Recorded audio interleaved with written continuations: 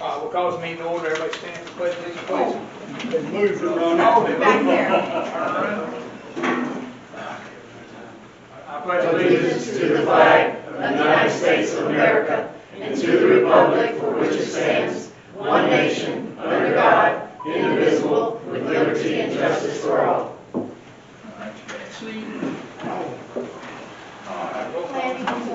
Oh, yeah, this is a planning and zoning meeting. Let me clarify that. We'll look at the regular meeting soon. All right, Ms. Connie, roll call. Yes. Mayor Frazier? Here. Board Member Florence? Here. Board Member Terry? Here. Board Member Fleming? Here. Board Member Kuhn? Here. Town Clerk here. Town Attorney? Here. Item number 1, addition, deletion, changes, approval of agenda. I got one addition, number 3, add under item number 4, add number 3. We need to amend resolution number 2010-152. 2010. -152. Okay. 151. 2010-152. And I'll explain it when we Entertain a motion to approve. do that.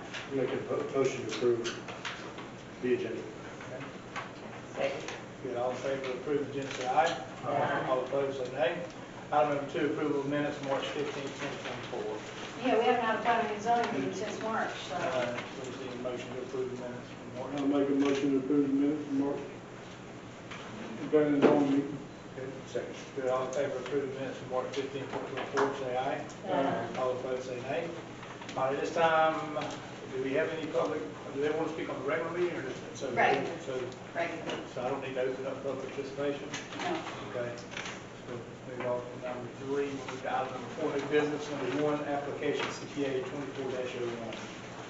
This is an application from Thomas and Sarah Bucci to change the zoning, or excuse me, the density from low density to commercial on parcel number 14462-123. This is the parcel that is adjacent to their business, which is Ace Heating and Air down here on US 27. They bought the parcel next to it, and so it is currently low density. They just want to make it commercial so that it's all commercial regular together. And the planner recommends approving that. Any questions? I need a motion for you to move it to consideration for the town council.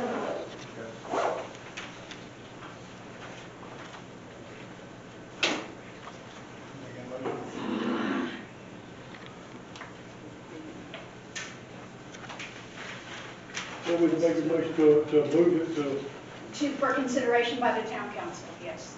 I make a motion to move it to front of the town council to CPA 2401.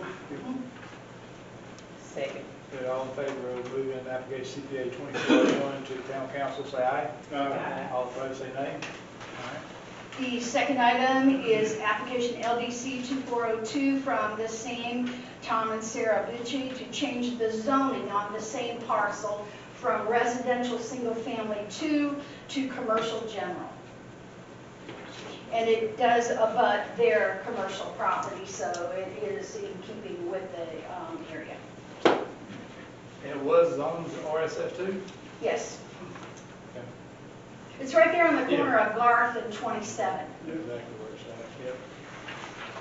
That looks like clear well. We just need a motion to move it to the. Yes, yes. Everybody hold back. All right, I'll make a motion to approve LDC 24-02 and bring it before the town council. I second. Yeah. All in favor of approving the application or moving the application LDC 2402 to the town council or recommendation, say aye. All opposed, say nay. All right. The amendment 2010-152. The third item that I added is simply to amend resolution number 2010-152, and basically it's just to correct a scrivener's error.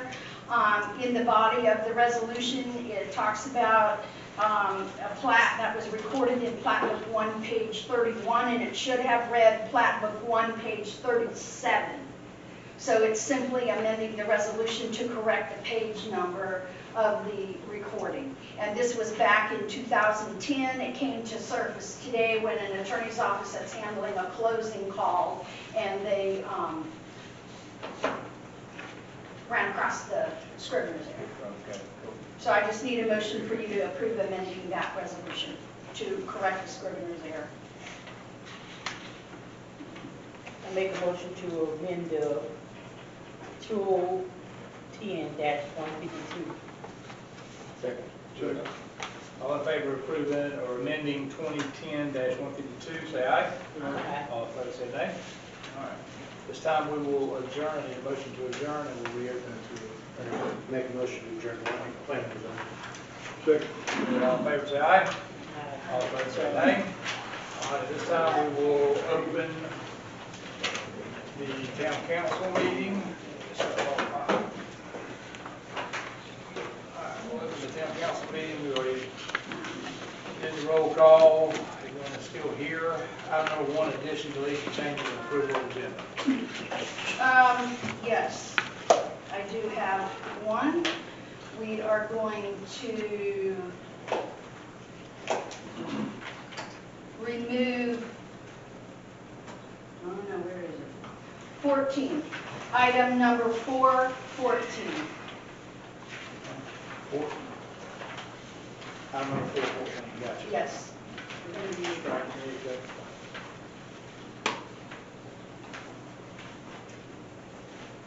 And I need, well, I can bring it up during number 7. We good? Yeah. Just need a motion to approve the changes. Make a motion to approve the agenda with changes. Second. Good, all in favor of approving the agenda with changes, say aye. Aye. All opposed, say nay. Item number 2, approval of minutes from July 15, 2024 town council meeting. Just a motion to approve, please. Make a motion to approve the agenda July 15, 2024. Second. Good, all in favor of approving minutes from July 15, 2024, say aye. Aye. All opposed, say nay. All right. At this time, we have item number 3, which is public participation. I'll go ahead and open public participation. We will ask Alex Packard to come to the podium, please.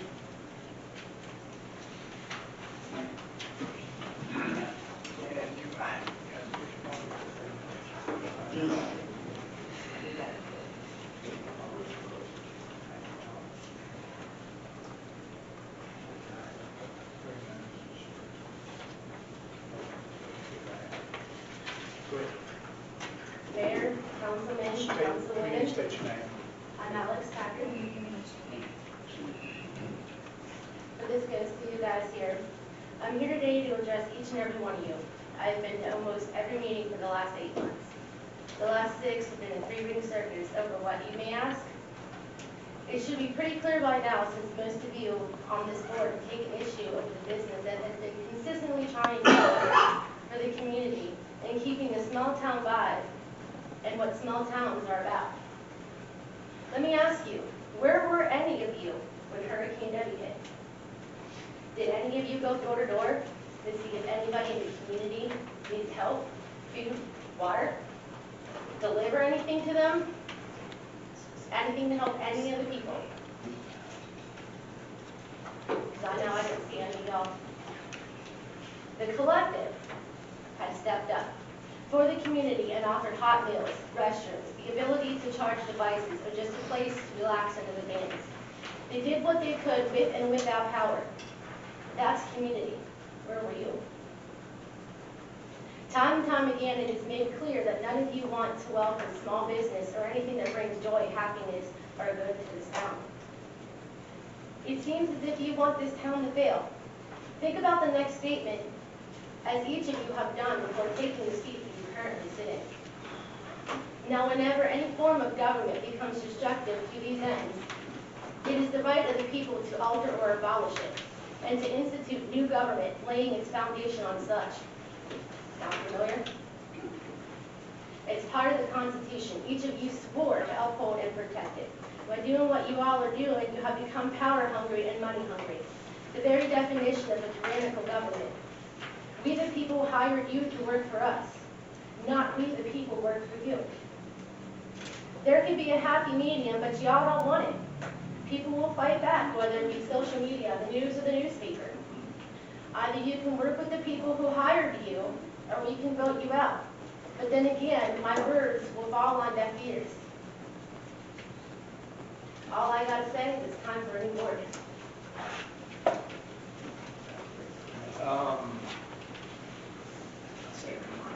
Is this when you want to talk about?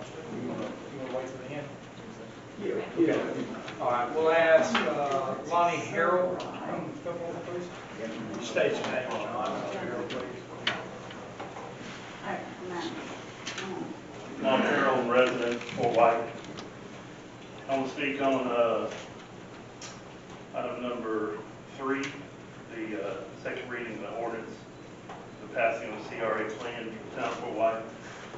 I'm against the CRA plan because it's going to impose taxes, unnecessary taxes on the residents of Fort White. I'm against any tax, any additional tax for Fort White. Somehow, for 140 years, the town of Fort White has existed without imposing ad valorem taxes on its residents. So, I don't know what's changed. I don't know why we need to impose a 5 mil tax on the residents to create this CRA plan, which doesn't really provide a service directly to the residents. But I'm currently circulating a petition about that, and I'd like to read the petition. Stop tax increase to the town of Fort White residents and property owners. The town of Fort White is proposing a new tax burden of an additional 5 mil rate increase for the town of Fort White residents.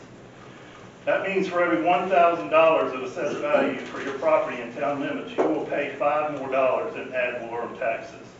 This tax increase is in addition to what we pay to the Columbia County, Florida. We already pay county 7.8150 mill rate. So if your property is assessed at $100,000, you will pay $500 more in ad valorem taxes, more than residents of Columbia County.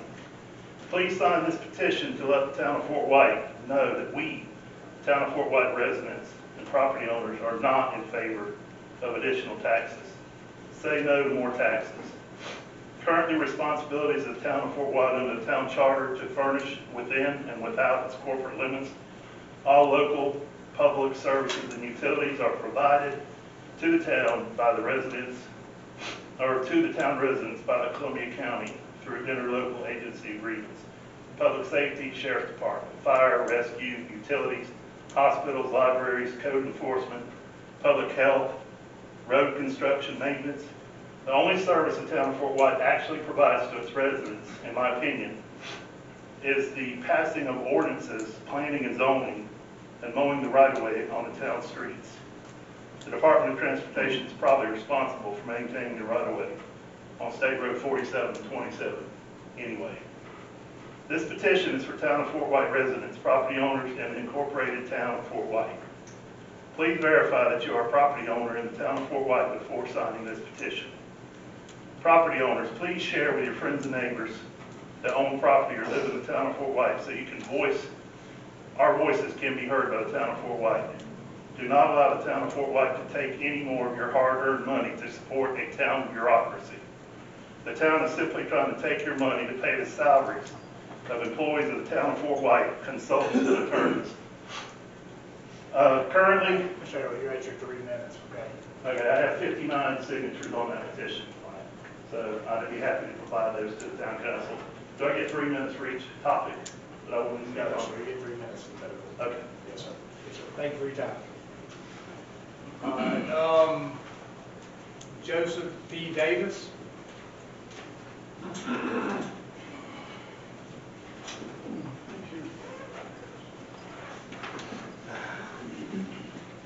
All right, thank you, Town of Fort White, for letting me speak to you today. I'm here for the Presidential Disaster Declaration for Hurricane Debby. Now, for physical damage, the physical damage deadline is October 9, 2024, and we also have an economic entry. Economic entry you cannot see, let's say in your first quarter you had disaster damage, but you won't see it till the third quarter. That's why the economic entry is usually a lot later time, which is May 12th, 2025. What do? We finance businesses up to $2 million who have any type of loss as a direct result of the Hurricane Debbie. We also, that's for physical damage for businesses. We also have the economic entry for businesses, which is at $2 million, and that's for what I just described earlier. Now for homeowners and renters, for homeowners, we have up to $500,000 to replace disaster damaged property. And for renters, we have up to $100,000 to replace personal property. Now there are two different credit rates we have you in. We have no credit available anywhere, and we have credit available elsewhere. We know that you weren't asking for a disaster to hit your homes. So people who weren't ready to take on credit, we have a lower rate. And people who are able to take on credit and go to a different place as your local bank, we do have a higher rate. Now all our loans, you can take up to 30 years to pay them off. And the best part of a loan is 1 year after your down payment, 1 year after your direct deposit of you receiving your funds is when you have your first payment, and your interest will not accrue until 1 year after your money has hit your account. Now, does anybody have any questions for me? And that'll be it, and thank you guys for letting me speak to you today. Thank Thank you. Sir, thank you. Stu, you like to pull out, or you want to wait till the... I got one thing, but then I'll wait for another 15 minutes. Just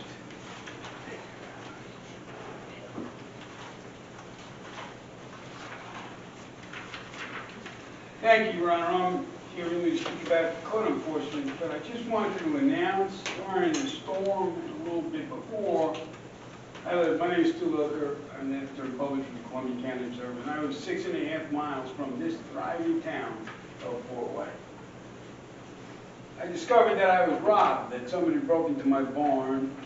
They pillaged the barn, pillaged an antique car, and did about $30,000 worth of theft and damage. That was the second time my property was broken into. First time it was broken into was about in 2010 or 12, and the county broke into the property, which is why I came here, because it was county code enforcement broke into my property.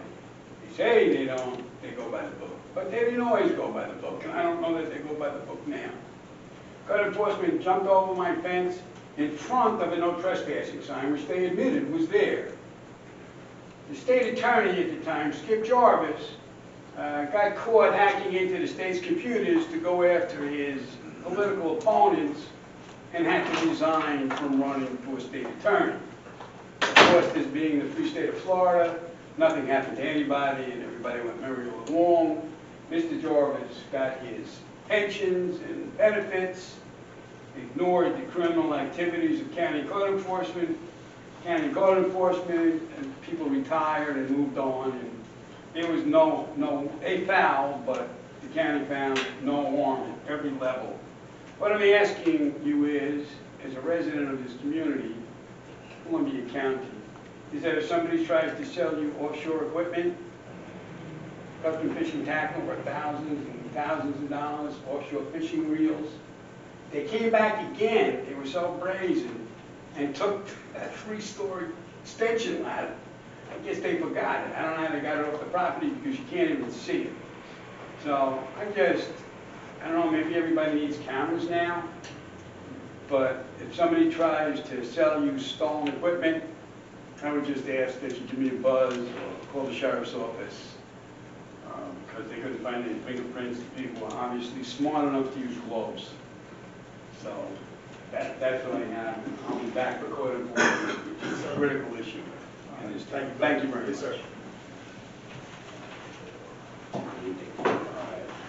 This time we'll close public participation. We'll move to item number 4, new business, presentation of fiscal year 22-23 audit by Powell & Jones.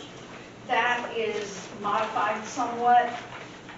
They did not have the audit ready to present tonight, and so It will be at the September meeting. In lieu of that, there is their fee proposal that is, I believe, laying on your table. It was an item that I got, yeah, it's marked item 4-1, yes. Typically, we have been paying anywhere from $6,000 to $7,000 annually for our audit. And they have just informed us that for the next audit for fiscal year ending September 24 and going forward, that it will be $15,000. Yeah. That's almost, that's double. Let's put that out for, RFP. RFP, yeah. I mean, would y'all have a problem with that? I mean, we need to find somebody that, I mean, that's ridiculous. I have accountants, and they don't charge me nowhere near that. I turned it to rebusiness this year or so. Yeah, I was just going to ask you, you know, I think that's an exorbitant amount for our, what we do here. Let's put that out. It's gone. So I'll put out an RFP and get some proposals and quotes in. We need a motion like Lindsay, or just direction? I think that if you're going to do an RFP, once you develop it, we'll need to do a motion to adopt it. Okay, so it's okay, just direction So right just now? direction now, and then the next meeting you'll want to, or whenever we bring it to the next meeting, the one after, adopt the RFP. So the board okay with the RFP, and so we get something cheaper, okay? All right, okay, that's fine. Number 2, public hearing, second reading ordinance 2024-05, establishing a local redevelopment trust fund.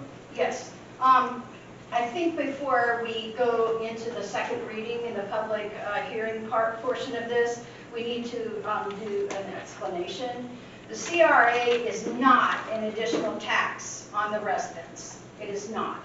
It has nothing to do with taxes, except that it takes money that you're already paying to the county and redistributes some of it back to the town of Fort White for the town to use as improvements. It's not an additional tax by any stretch of the imagination. It is not. It's simply putting the county on notice that we have these properties that are outlined in the CRA that we have approved, and that the money will be used for improvements in those areas. Now, how it's determined is that the property value this year is XYZ. Next year, the property value is going to be ABC. The difference between XYZ and ABC is the portion of the taxes that gets sent back to the town of Fort White. It is not an additional tax. So I just wanted to clarify that. Yes. And we do not set that either. No, The we do county- not. The county sets that price. If it goes up, the county does it, not us. That's We right. just get the money.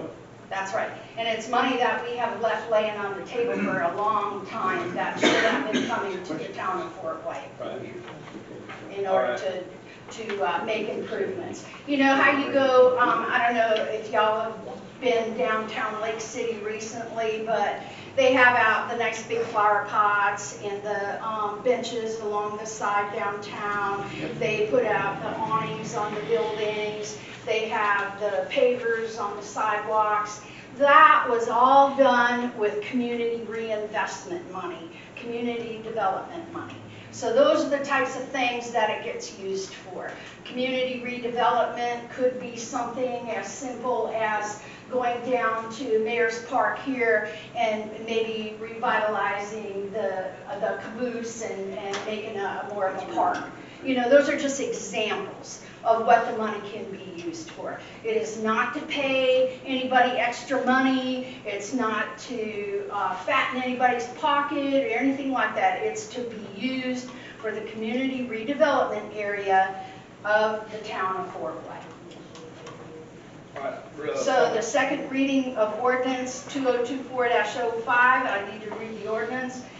An ordinance for the town of Fort White, Florida, providing for the establishment and funding of a local redevelopment trust fund to finance and refinance community redevelopment within the local community redevelopment area, providing for administration of the trust fund, determining the tax increment to be deposited in the local redevelopment trust fund, establishing the base year for determining assessed values of the property in the local community redevelopment area for tax increment purposes, providing for the appropriation of the tax increment by Columbia County in the local community redevelopment area, appointing the town council as the trustees of the local redevelopment trust fund, providing for codification, providing for conflict, providing for severability, and providing for an effective date. All right. So it's time, this is the public hearing, so at this time, I will open it up for public hearing on this. So if we have any suggestions or feedback from the public? Yes, sir. Hi, Steve Casco. Wait, okay, so if I understand this right, Well, what's your name, sir? I'm sorry. Steve Casco, Steve Cascan. basically, you're going to take the funding that you receive, and you're going to use this to establish how you want to distribute it. Is that correct? Yes, that is correct. Okay. Yes, sir. Has nothing to do with the tax proposal? Absolutely sir. nothing. No. Okay. Yeah, CRA has nothing to do with the tax. No. Will we ever see that? Sir? Will we see why we need a proposed tax increase? Well, that's not on the agenda tonight. I understand, but Yes, will sir. we ever see it Yes. Yes. at some point? Yes. On Well, you 16 see, what do you, are you saying, will it ever happen, or are you saying, will it? No. The concern, I'm sure this guy has too, Well, is it's not on the agenda, we got 19 items to cover tonight, so we can't cover that, okay? Gotcha. But no, that will come up on the September agenda? 16. 16, yes, sir. That will be on that agenda, yes, sir. Yes, sir. So does the CRA plan require the hiring of any new No, employees? no. That, No. That's what I'm saying, we've worked on this for how long now? This has been part of our agenda for. I've been watching videos. Yeah, a while. About a year. So I understand that a lot of things are happening here in Fort White, I understand things get confusing, but CRA has nothing to do with taxes. It has nothing to do, it has to do with taxes, but it's taxes that our residents are already paying that we should be receiving in the town of Fort White already. So it's taxes we're sending to Lake City that they're utilizing that we can have here in our town for our residents, is why we're trying to so capture. this has nothing to do with the hiring of a CRA director? No. No, That would sir. have to be paid by the town residents? No, sir. That is totally something separate. Yes, sir. Yep. Any other questions? Okay. All right, this time we will close the public hearing. Board, anything? No. Okay, so we just need a motion to approve second reading. I'll make a motion to approve the second reading of ordinance 2024-05. One second. Good. All in favor of approving second reading of ordinance 2024-05, say aye. All opposed, say nay. All right. Number 3, public hearing. This is another second reading of ordinance 2024-06. This is another ordinance for the community redevelopment plan, an ordinance in the town of Fort White, Florida, creating the local community redevelopment plan, providing for codification, providing for conflict, providing for severability, and providing for an effective date. And this is on the CRA. This is the That's CRA we correct. just spoke Yes. on. So we've Yes. already talked about it. We know that, I mean, something that's going to benefit Well, if you want me residents. to, I'll just read a vision for the local CRA. Such redevelopment strategies can be used for long-term maintenance for public common areas, infrastructure, including drainage, sidewalks, streetscapes, pedestrian bicycle linkages, street lighting, housing rehab, protection of existing historical structures, traffic signs, traffic engineering, signalization, pavement markings, roadway, right of maintenance. There's all kinds of things. That's just a few. I mean, it's anything that we could bring back here for the town of Fort White to utilize, I'm all for it. Well, and I think Doug gave us an example of only one property from last year to this year would have generated approximately, what was it, $19,000 for just one property. Well, the overall value, had you had this established last year, you would have received this year $180,000. Yeah. Every year, the downtown area increases, and all the money goes to Columbia County. Right. So I have a question of why was this not addressed before from us? What's that? Why was this not addressed before from the town of Fort White if these funds were out there? Because we were not made aware of it. Right. Yeah. To I've be never heard of honest. CRA before, till Doug called. I mean, until Yeah. Mr. Doug comes. Until I got working with Andy Easton. and- She gets credit for telling the CRA, Main Street, all of this, what you've done in 1 year supersedes what you've done in 104 years. You've literally jumped 200 years in town history to get to this point tonight. And was CRA in effect in Columbia County? Yes. Lake City is what I mean by that. Lake City. And they have the same situation. You are the CRA board, the Lake City Commission is the CRA board. And they get an increase every year, and they've been using the money, as Connie explained, money that was not available to them before. Well, you just keep, you think of how much property value has went up in, say, the last 15 years, how much money Fort White could be receiving right now? I mean, a lot. That if we'd have knew about this 20 years ago. I mean, so, but we didn't, so. So now, you know, Columbia County is prospering off of what we should be prospering off of. So, but at least And we a got classic it. example is the school board didn't even know that their building over there was already on the historical register where they could have been getting grants to maintain it and modernize it and rehab it. So as people change through positions, I think these things just are not carried forward. Well, and And just I so think that, that this is something brand new for the town of Fort White.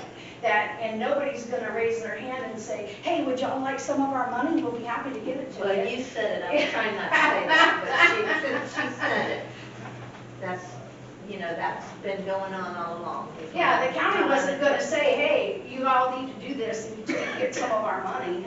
We had to figure it out and, How long Lake City been doing it? oh, I don't know, quite a while. A while? Yeah, at least 10 years, I know.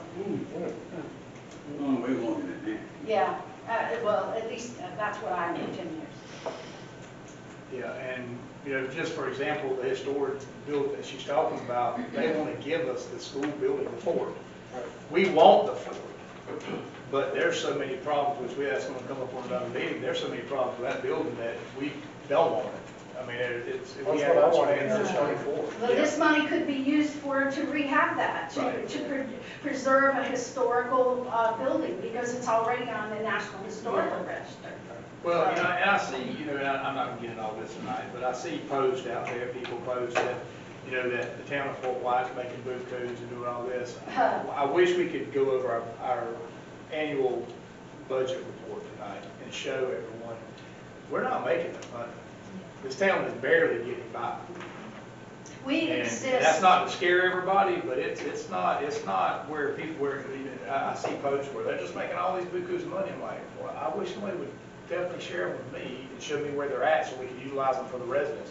Because my vision of Fort White, and help with Doug's helping with Ms. Connie's helping with grants, the grant writing for the sewage system, we wouldn't even have a sewer system coming in now if we wouldn't have went out there aggressively and got with Swanee Water Management. I've made several trips back and forth to Swanee Water or to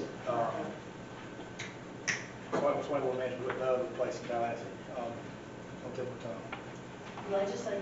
No, I've been to the legislature too, but anyway, I've made several trips up there, DP. So several trips up there trying to get them to grant, right, for sewage systems. We finally got it. We got one phase and two phase. So we still got to fight for 3 and 4 phases. So there's still a lot of growing to be done. But, you know, we've done a lot. The town won $100,000. Right. For the 2 parks. That's right. Because you decided to go forward last year. It took a year Yes. to get the grants. So there's a lot of positives that's come out of this, but it's been a lot of hard work too. I mean, so a lot of hours. You know, not to toot Ms. Connie's horn, but Ms. Connie understands the grant writing process getting with Doug, showing the CRA, we wouldn't even know about the CRA. I didn't know nothing about it.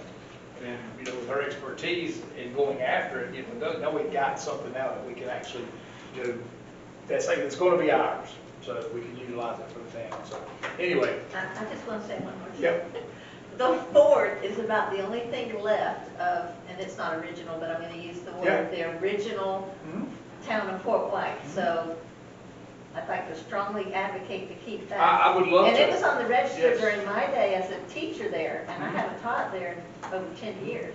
My son went to school there, and he It was was in already, I class don't know with if me. you remember, Mary, but it was a big deal being put on the historical register then.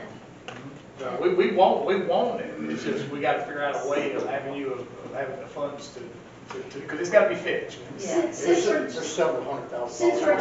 Since we're talking about the fort, Doug is working with an engineering firm. Right. That's going to take that really in-depth inspection report that we had done. Right. And they're gonna try to put a dollar figure on that. Right. To give us some sort of an idea, so that we can look at the CRA monies and see if that's something that could be utilized. Because, you know, if we can pull that off, so to speak, and get that, we could have a great meeting room where we wouldn't have to limit it to 33 people. Right. We'd have a great facility, you know. Multi-purpose. Multi-purpose, that's right. It would be a lot better. It would be a lot better for town hall. So Doug, we want that building if we can get it, okay? But I've got two engineering firms. The first one bowed out. They look at that assessment, they realize this is going to be a tough project. Oh, it is. It's And gonna they be- were at least honest with me and not drag their foot. Right. So I'm Yeah. working for another Keep company. fighting for us, see what we can come up with, yes, sir. Now, just for clarification, so the director's position that was seen in a proposed budget, and I think the fee was about $25,000, that director's position has nothing to do with what we're talking about today. That's No, correct. This guy, Doug, Doug can explain, Doug is a CRA guy, so you sit right beside the genius of the CRA what we're trying to project, so. do is several things. In 7 days, I'll be submitting an application. I'll be going over with Connie on Wednesday. They are the pages for you to sign tonight. Yes, sir. I got 8 copies of a 100-page application. Make this town, Main Street, have somebody coordinate community involvement for a 3-year period. We're proposing to use CRA money to hire the CRA director from the money that comes back to the town, Not CRA, Main Street. Main Street. So, That's what's confusing. right, well, apparently I don't have it right either. So anyway, you had Main Street, you had the CRA, none of these things were available. Under the Main Street program, you'll get guidance from the state Main Street office for 3 years. The town has been gracious to offer the depot free for 3 years. And it's going to be a tough sell too. Any town under 10,000 population has to work very hard to get Tallahassee's attention. Right. Look at the Main Street as a enhanced Chamber of Commerce, if you will, because that's how it sort of functions. It has to function under the guidance of the state of Florida and their requirements, but the goal is to bring businesses together and get projects going within the town to promote the town, to promote the businesses and those type of activities, and getting all the businesses involved to, And this is a part-time position. yes. And there's an absence. There's no Chamber of Commerce. Right. There's no Economic Development Authority. Okay. I don't know who's in charge of whenever something new is done in this town, but hopefully with Main Street and the CRA coming together at the same time, you're going to remember this year as a foundational year for this city Right. to move forward. Just imagine in the last 10 years, all the incremental tax financing money you did get. Right. That's what I was, yeah, so we're good. So we need a motion. Did I answer your question, Number Cheryl? 3. The way I understand it, based on his explanation, is that nothing you're doing today will require the town of Fort White to pay out of its coffers Right. a director. That's right. That's right. That's right. Yeah, That's that- totally that's clear. separate. That clarifies. All right. Number 3, I need a motion. We did. make a motion to approve, second reading of the ordinance 2024-06. I'll second. Good, all in favor of approving ordinance 2024-06, say aye. Aye. All opposed, say nay. All right. Next is a request for a temporary use permit by the Fort White High School student government for the homecoming parade. That will be on October 25th, beginning at 3 p.m. And they are utilizing the same route as they have in past years. Yep, yep, got it, wrong with that. Make a motion to use the, permit, temporary, for the temporary permit for the homecoming parade. Good, all in favor of approval of the temporary use permit for the annual 2024 homecoming parade on October 25th, 24, say aye. Aye. All opposed, say nay. All right. Okay. Next on the agenda is request approval of resolution R2024-03, amending the town Fort White fee schedule. This was tabled from the July 15th meeting. We were pending, we tabled it to get additional information. I don't think that additional information has been obtained. But just to, we aren't doing the budget tonight, that'll be at the September 16th meeting, but one of the line items that you will see in the budget is that our advertising expense has gone from $4,000 that was budgeted for this year to $16,000, and it's because of the fees. What, yeah, I mean, We have to advertise, and when you get a legal description that's that long for different projects and things, it's expensive. And we had a couple of them this year that got advertised, had to get advertised more than once. you wanna, didn't get out of hand. So do you want to table it until the next meeting? Yeah, if we get to a meeting that don't have 19 items on it, I would love to. That's up to y'all That's something now. that we need to That's up to work. That's y'all. something that we need to, that's something that we need to handle. So, yes, if the board, with board approval, y'all care about table that, we'll try to bring that back up in a smaller meeting. So, all right, so that's the motion on the table. Who is going to get I'm getting down across city. I sent the city manager an email after our last meeting to request those fees. I left on their meter code. They don't have it. Anyway, I couldn't find one in any of the, online stuff, so I sent the town manager an email requesting them, but very soon after that, their town clerk, who's an elected position there under their charter, resigned abruptly. And so kind of threw that whole town into a flux, and they had to appoint someone temporarily, then have a special. Anyway, they've not got back to me, and then I had forgotten to bother them in anticipation of. So we'll table if y'all care to. Yeah, they'll get it to me. Like I said, it sort of happened after our meeting. I sent it, and that happened. Had to leave unexpectedly, so they had to replace her. Give me a motion, I just need a motion to table, and then we'll. Make a motion to table, the request for approval resolution 2024-03. Good, all in favor of tabling the resolution R2024-03, say aye. Aye. Good, all opposed, say nay. All right, number 6, public hearing. First reading of ordinance 2024-07, in an ordinance of the town of Fort White, Florida, requesting and consenting to the inclusion of all of town within a municipal service benefit unit or other specific geographic area designated by Columbia County to provide collection and disposal of solid waste and recovered materials, providing for annual renewal of such request and consent, providing for severability, and providing an effective date. This is to have the county collect the garbage in the town of Fort White. And the assessment is $198. Any questions? Questions, all right, need a motion to approve. Move to the second reading. Let's move, this is a motion to move to the second reading. I'll make a motion to move ordinance 2024-07 to the second reading.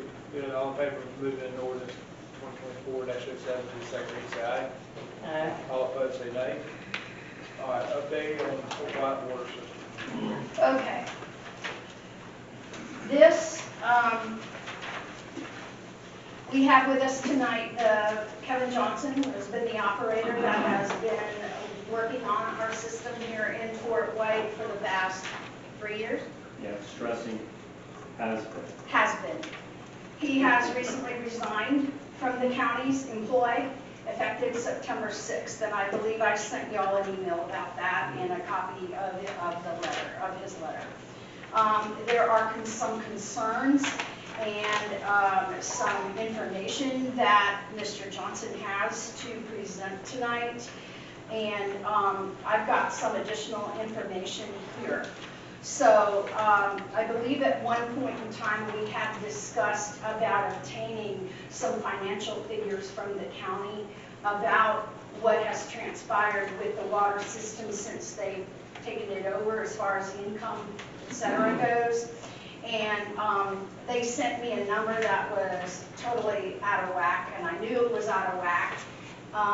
Graciously, Stu has provided me with some information that was presented at one of the meetings, and it clearly states, this is from James Swisher, Clerk of Court for the county, and it clearly, I had guesstimated based on our previous experience with the billings, et cetera, that the water here in the town was generating approximately $17,000 to $18,000 a month, and that is accurate because it's backed up by this information from Mr. Swisher from the Clerk of Court. He takes all of the receipts, et cetera, deposits from the water billing now because the county is doing the collecting. So that gives you an idea of what the, and there are 293 accounts. So that cements what we had originally had on. So the other thing is that we received today a, let's see, what do they call this? Consent order. A consent order from the Florida Department of Environmental Protection. I sent this to Lindsay late this afternoon. It is rather concerning in that there are some penalties for some non-compliance things that are in here that DEP is slapping us on the hands for, that the county was responsible for, et cetera, et cetera. But the thing that concerns me the most is I want to read this statement. On February 9th, 2024, respondent Columbia County proposed methods to address the MCL violations, which is the disinfection byproducts that were elevated above the levels that they were supposed to be. That's why the drinking water notices went out to everybody indicating it did not pass. Okay? That's been going on ever since we gave it to them, or let them take it over and run it. But anyway, proposed methods to address the MCL violations by altering the system's water source and current disinfection method.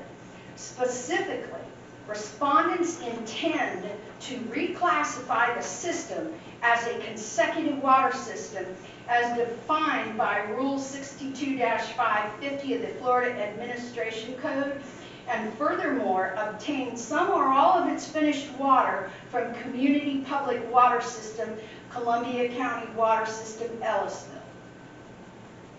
The respondents also intend to discontinue the system's current method of disinfection by free chlorine and convert it to a method of disinfection by combined chlorine-chloramines. That was done.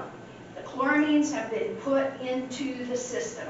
And for the first time since the county has taken it over, at the insistence of Stacy Cowart, who was here before, and Mr. Johnson, they put in the chloramines. And for the very first time, we have a water report that is not official yet. It's a preliminary that has been sent back from the labs.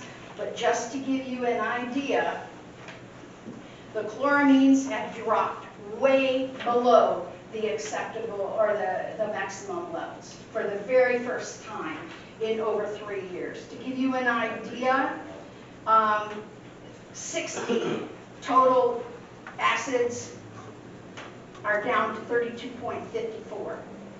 And I can't pronounce this word, Kevin can Just say probably. TTHM. TTHM. That's It's all one I'm of the gonna say. disinfection byproducts. The maximum is 80, it's now at 9.46. So, needless to say, I'm very concerned because we're finally heading on the right track, but it appears, according to this consent order, that the county is working to reclassify our water plant into a distribution site only. And that is not what we have agreed to. Does our interlocal give them ownership? No.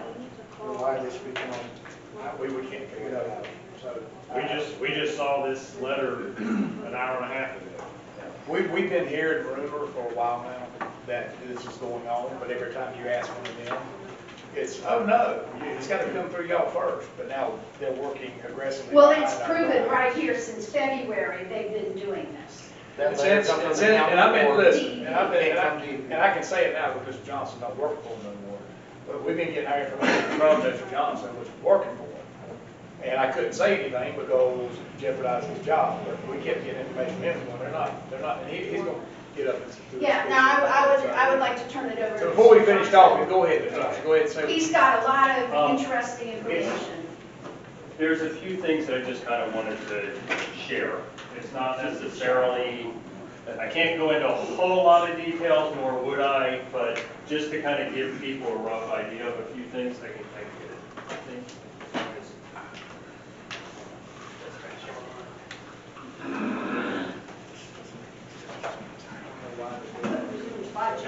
Okay, so some of the most common issues that the water system here has had in the past, I just wanted to kind of bring out to you. One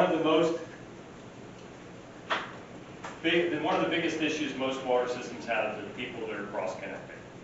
The easiest way Define what that is. yeah, the easiest way to describe this is, okay, let's say you had a house, right there. You had an old well that was connected to your house. Then you've got a water line that comes through, and then there's a meter put there. You're fine right there. You're not cross-connected. Once you take your house to your meter, what has to happen is that well has to be disconnected from the house line. If it's not, it's a cross connection and it will actually contaminate the entire water system. Now, if you have irrigation, which in the town codes, you can have irrigation here. That's a separate line, it's not connected. As you can see up here, the water comes to the house still, everything else is separate. That's fine, that's no issues. When there is an issue, if you can, easiest way to know during a hurricane. If you still have water, you're on city water, okay? Now, if you don't have power, if you have the ability to, let's say your water gets turned off because you didn't pay your bill, oh, I'll just hook back up to the well. That's an illegal connection. And the reason it's illegal is because it can contaminate the system, and I've dealt with that throughout this whole town. And there are still more out there, one or two more that I'm pretty much aware of. There's a few more that I'm not yet, but I'm suspecting in certain areas, just because of water issues that I've found. And people don't really think about it, but it does affect everything. Now, another thing. And everybody. It does, it will, and it literally, you can have a bad well come into a city system, and it can literally kill the entire water system in the whole town. And some of what we've been dealing with here in the past had direct effect on that. The well that we have primarily being used is set at a depth of 86 feet. There is a casing that comes down that the well sits in, you know, the pump itself. That's only 83 feet. So what I'm going to show you here is a description about the cavities in here. Now, this is actually the report from which I just finally got this after doing a whole bunch of research. I finally found this. This is the driller's data from when they drilled the well.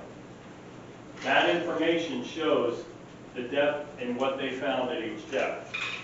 And it goes into thorough description as to what they found every few feet here and there. This is kind of like a 2-scale visual. I love dealing with scale. I've been in aerial photography and mapping all my life. So basically our well comes down. This is limestone. This is all limestone up here. We come down here, and right at the point where the casing ends is right where we have tan broken limestone. What? Tan broken limestone, okay? That's not necessarily an issue, but the problem we have with our pump right here is that it sucks in everything and it clogs the pump. And what I have found over time from being here is that the town had been replacing the pump every few years because it would just keep dropping. Well, now I found that after 6 months, if that well gets pulled, cleaned, put back in, everything's fine. It will keep on maintaining, it will keep the system going. To give you an idea, this is kind of like where the casing ends is right here, the pump's sitting right here, and all of this is what's getting sucked in.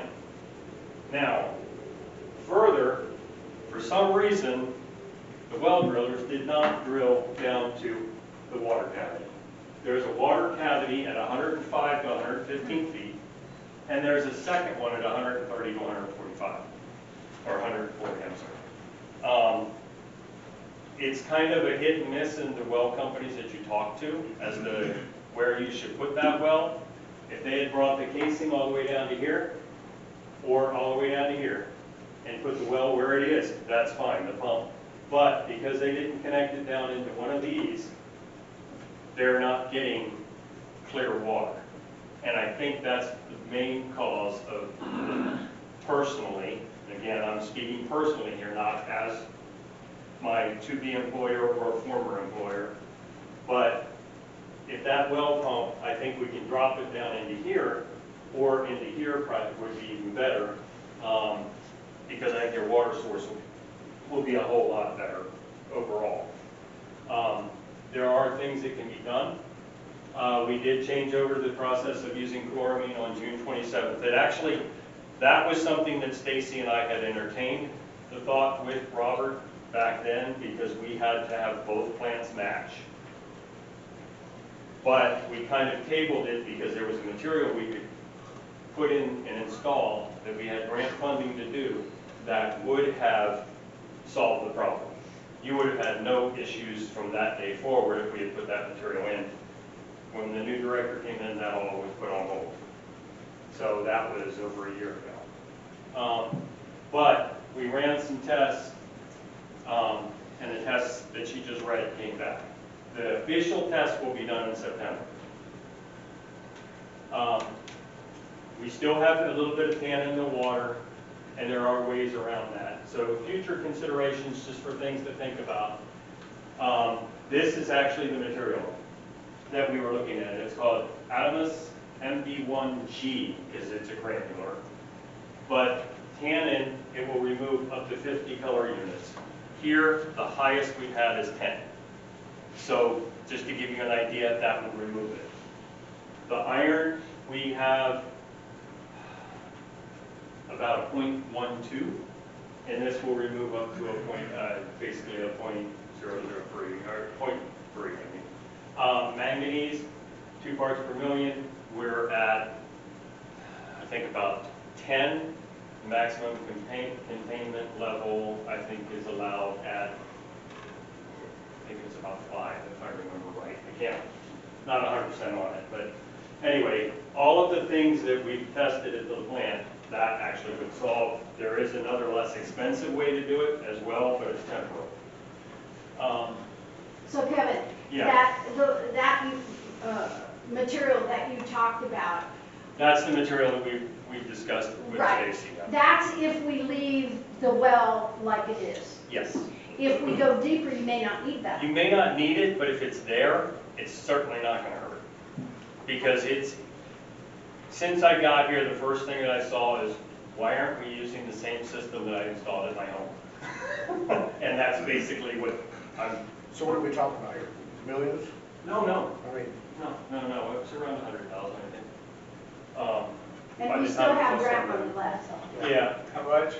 right, About right, but 80,000. compare that to drilling deeper. I Yeah. mean, what's, Yeah, it, cost-wise, I mean, I'd still suggest, instead of necessarily drilling deeper, my thought would be if you guys had the water system back to see about having it drop 20 feet and making it test, or even just going ahead and going down to the 130-foot range, 135-foot would be, I think, ideal, because the well drillers I have talked to say if you go through the second layer hard pan, you'll hit water, you go through that one, and you get one more layer down, and you have ideal water.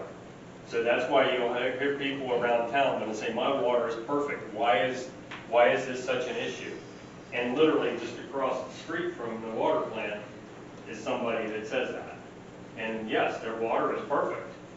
So their well is probably off of that second opening, or at least the first opening. So the runoff water everybody keeps talking about, There is how far in was that runoff water? There is a sinkhole that is on the property across the street from the fire station, across Holstein. There's a sinkhole that's about 60 feet round, maybe 20, 30 feet deep, something like that. But there is a sinkhole there. Is that where the runoffs that everybody keeps talking about? That's my understanding, that's the one.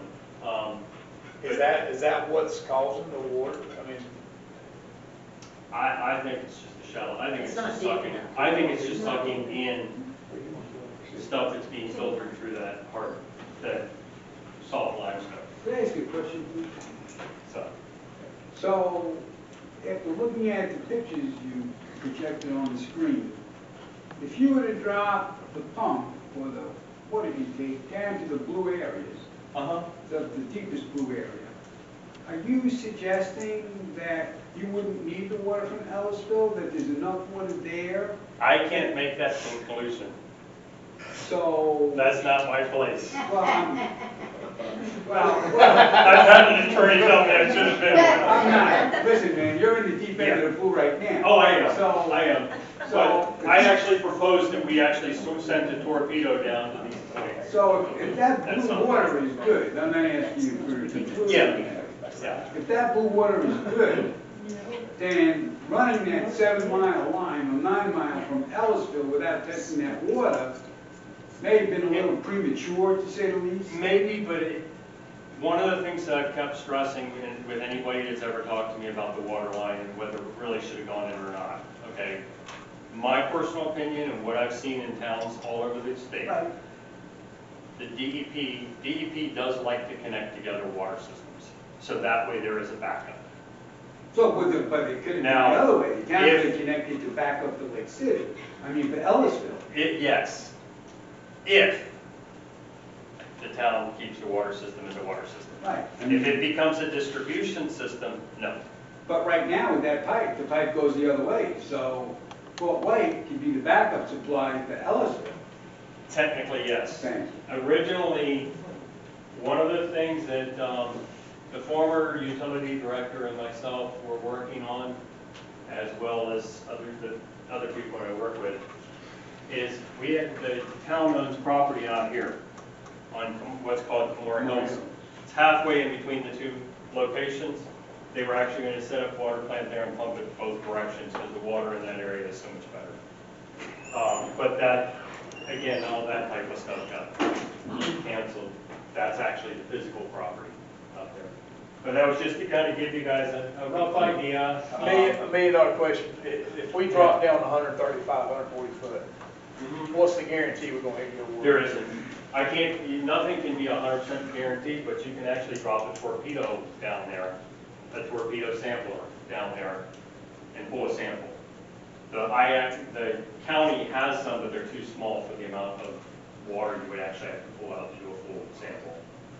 But I I would venture to guess that that is a doable possibility, but I would think long-term, if I were the town of Fort White and the residents of Fort White, I'd be looking at the Camora Hills property for your Well, no, 100%, but you're talking $4 or $5 million we're on a water line a year. Yeah. So.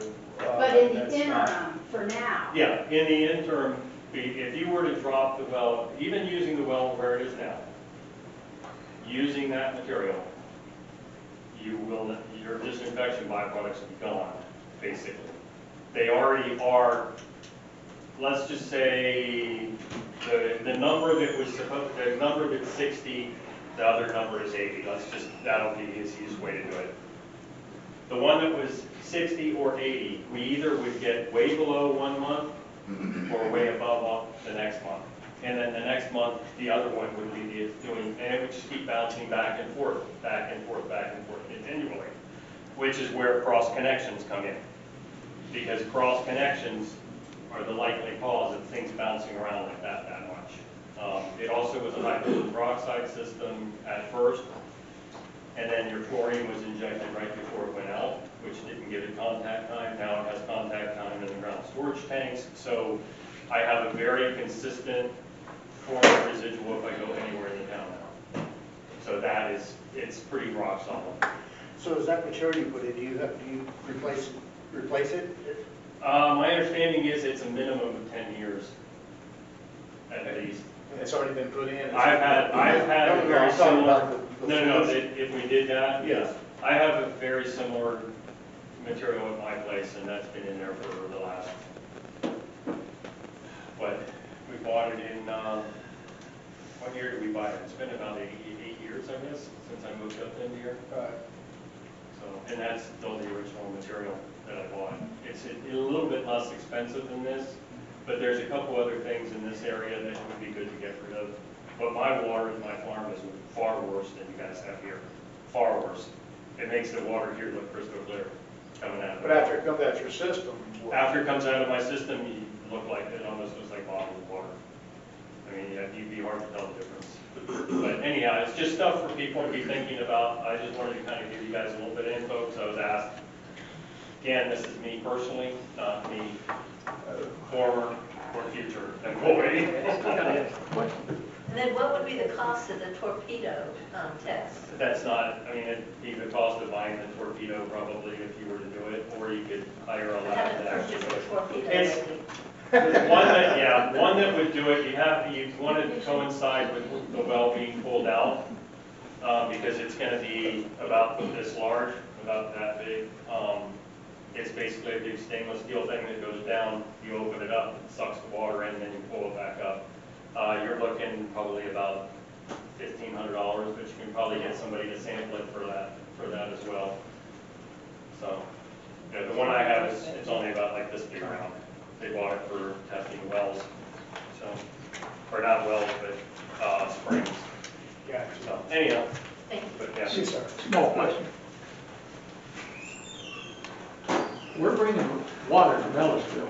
What's the time that the Ellisville project is supposed to complete in Fort White? It's in January.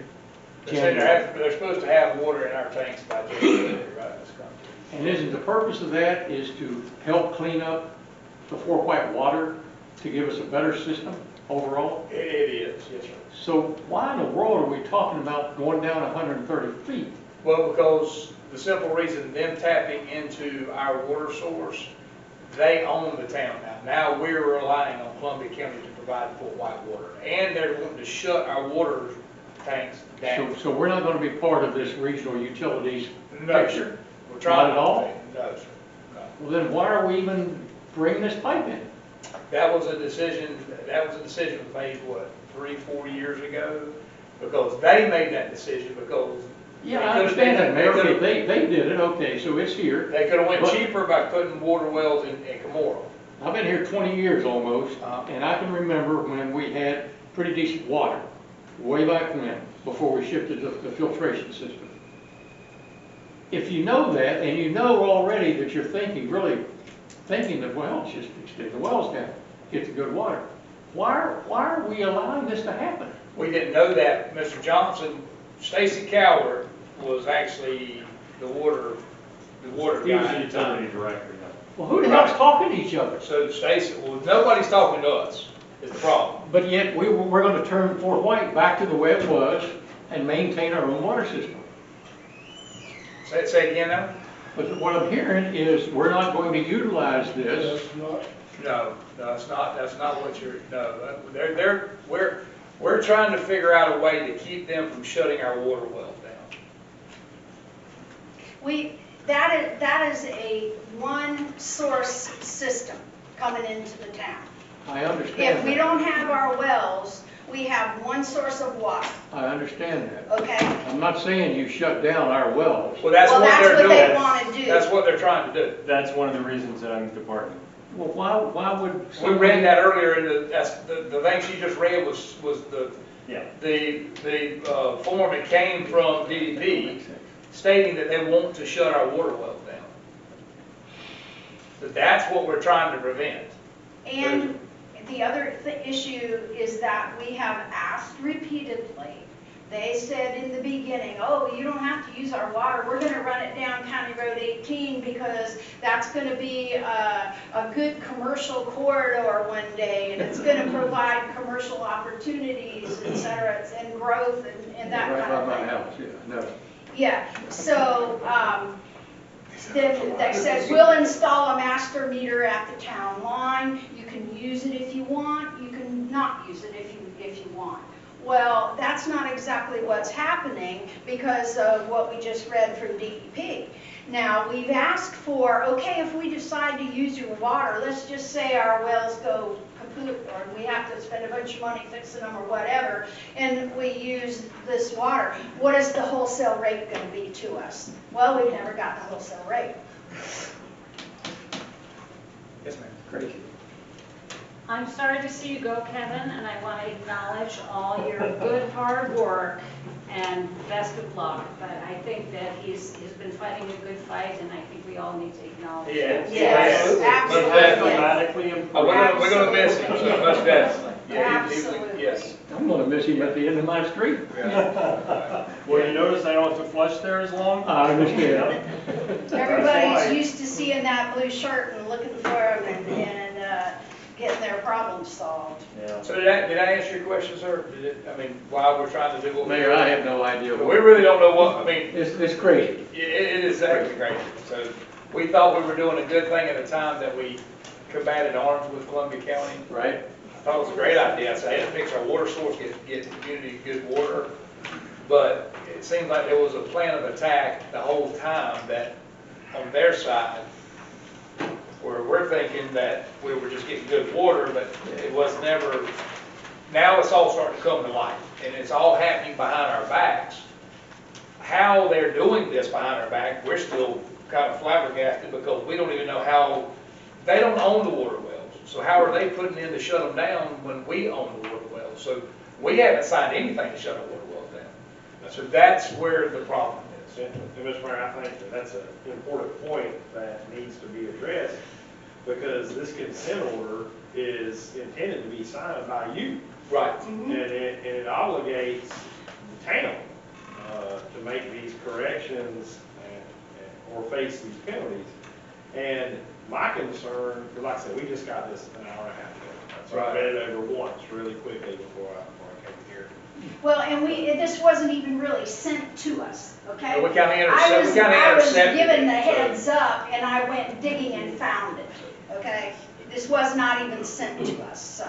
My concern about us signing that consent order, well, I have a lot of concerns, but one major concern is exactly what you're talking about, is it references in the consent order, well, Columbia County is, and if I mess up these terms, forgive me, I'm not a water person, but they're gonna move our wells to distribution, and these things that you guys don't want to do. Well, it references those in the consent order, okay?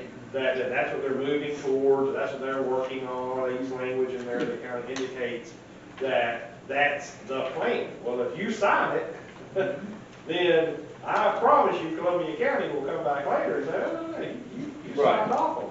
Well, that, and it says here, if the consent order is not acceptable as written, Please respond in writing within 14 days explaining the problems that you have with the document.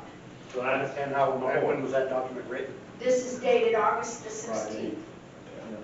So we definitely need to communicate, and I'd say communicate with DEP, you know, directly, rather than going through the county. They're gonna have to be part of that conversation, but I think that we need to directly communicate with DEP and say, hey, well, first of all. Well, I think we've tried to reach out to them, haven't we? I mean, I know.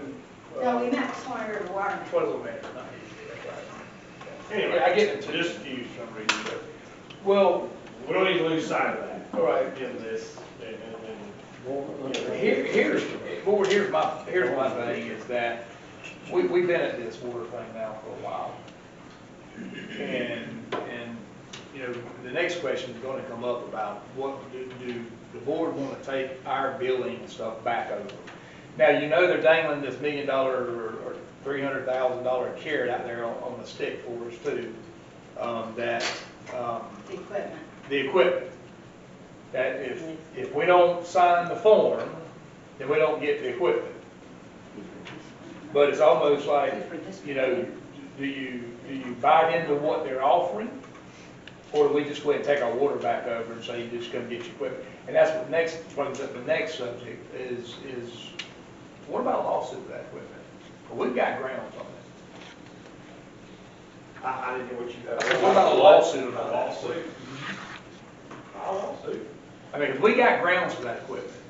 I mean, everybody I know, Sue, you've been in several meetings. They The said, commissioner sat right in here, right in these meetings and said that, asked y'all what y'all wanted. I mean, we've sat here. So I don't think that, yes, sir, go ahead. I've never been in a meeting, and I went to those meetings from the beginning, where the county said anything other than that equipment's going to Fort White.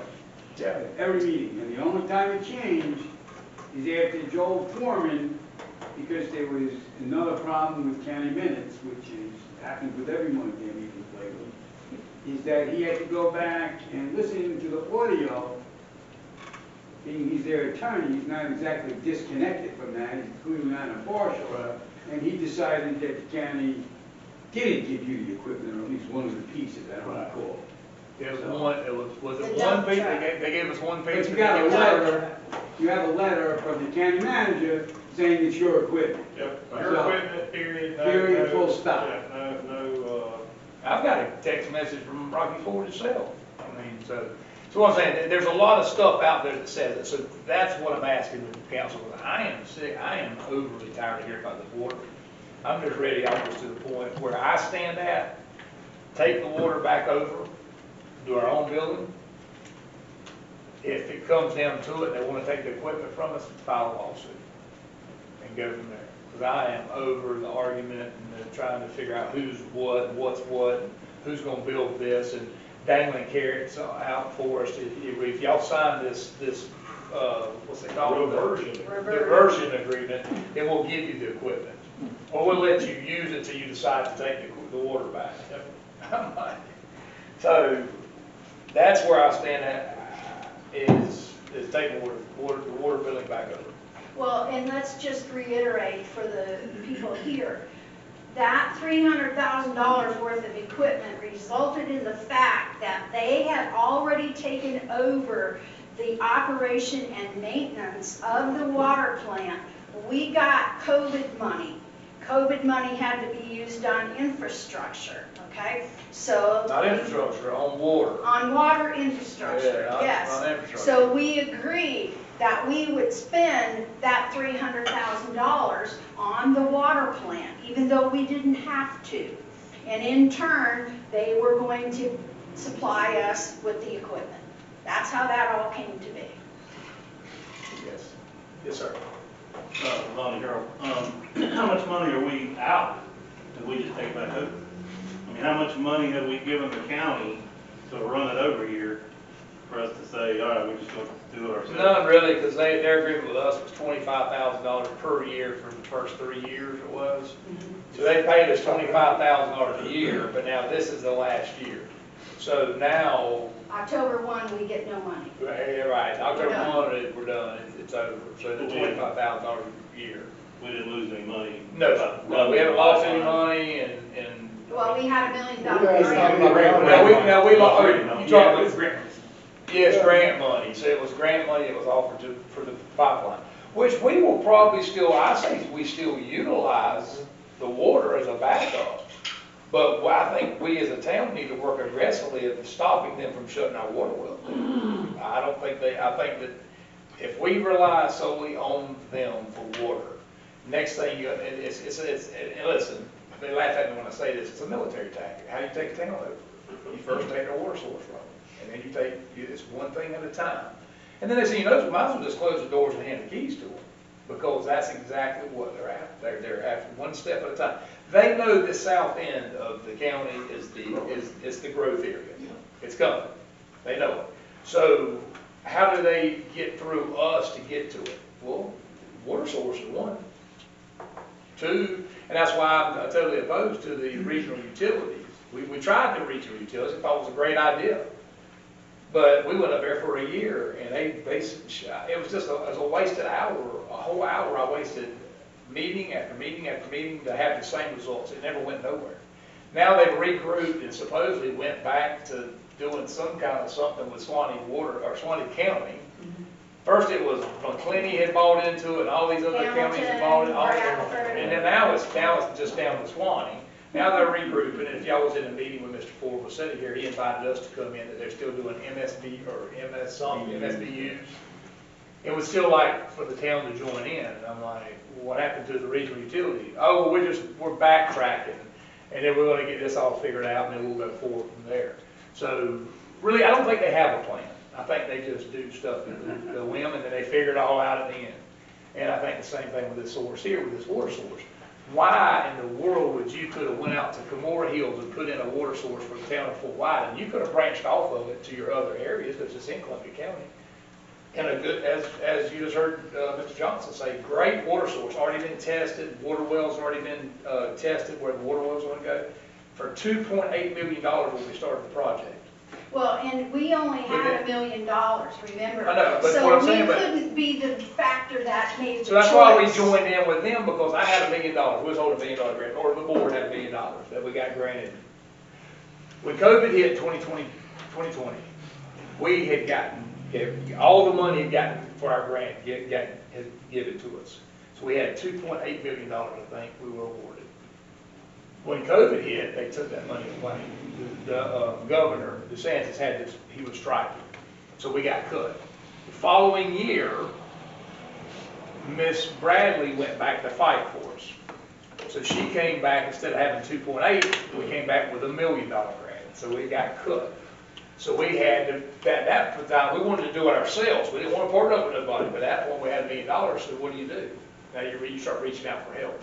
So that's how that all kind of come about. That's how we kind of ended up in a relationship with Columbia County, because we only had $1 million. Will you match it? Basically what I was asking, because it was 2.8, well, y'all put 2 with my 1 and get water to us.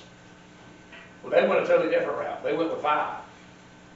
No, it ended up being 7. Well, it ended up being 7, but at the time it was 5. It was 5 point something. So that blew my mind when we went back to the meeting with them. Why in the world they would have picked the $5.5 million one instead of the $2 million, or $2.8 million? I could answer that. Well, I know now, I done figured it all out, so I know why they did It's that. subdivision, everybody knows. So that's kind of how all that played. So all that being said, now we find ourselves as a board in a position, what do you do? Because if we keep pushing forward and if we don't act, and we don't act pretty fast. Well, you got 14 days to act now. Well, they're going to amend, and I can't talk to y'all during the month, so the guys, here it is. I speak to him all the time, I speak to Ms. Connie all the time. I've done said where I stand. I think we take our water billing back over, and I think we need, and if they try to come get the equipment, call attorney, get him to file a suit, because we got several grounds that equipment is our equipment. And work hard on DEP, talking to them that if they do tap into the system, we got till January, is that going to continue to shut our water wells down? If that does, then I say let's have a big community resident meeting and see what the community wants to do. Do y'all want to continue letting them run into the wells, tap in, or do you want to tell them no and we'll operate off our wells? That's my suggestion. Mayor, one more thing. How did the thing, when they put the onus on you to let them know within 4 weeks whether or not you wanted to be part of the utility? Did Fort White say, we don't want to be part of the regional utility? I don't remember what that was, because that's been a ways back now. Couple months ago. Yeah, it's been. They sent you that, Oh, you guys never got it. Oh, we never answered them. Uh, Oh, we've never answered. I don't think we never answered. I don't think we ever come up with, I don't think we ever come up with an answer. I We mean, never it's- answered So, them. so you really don't want to be part of the regional utility? Right, right. Well, why don't you let the people know that, and I think we'd all stand behind you. Yeah, well, the thing is that there is no regional utilities anymore. They don't even have one. Well, it depends on how you read the newspaper anymore, you know? Yeah. Right. So that kind of went away with regional, they backed up and now they're doing the MSBU's and they're trying to work their way back into the regional utilities. That's what I've been explained. So I really don't know what they're doing. So,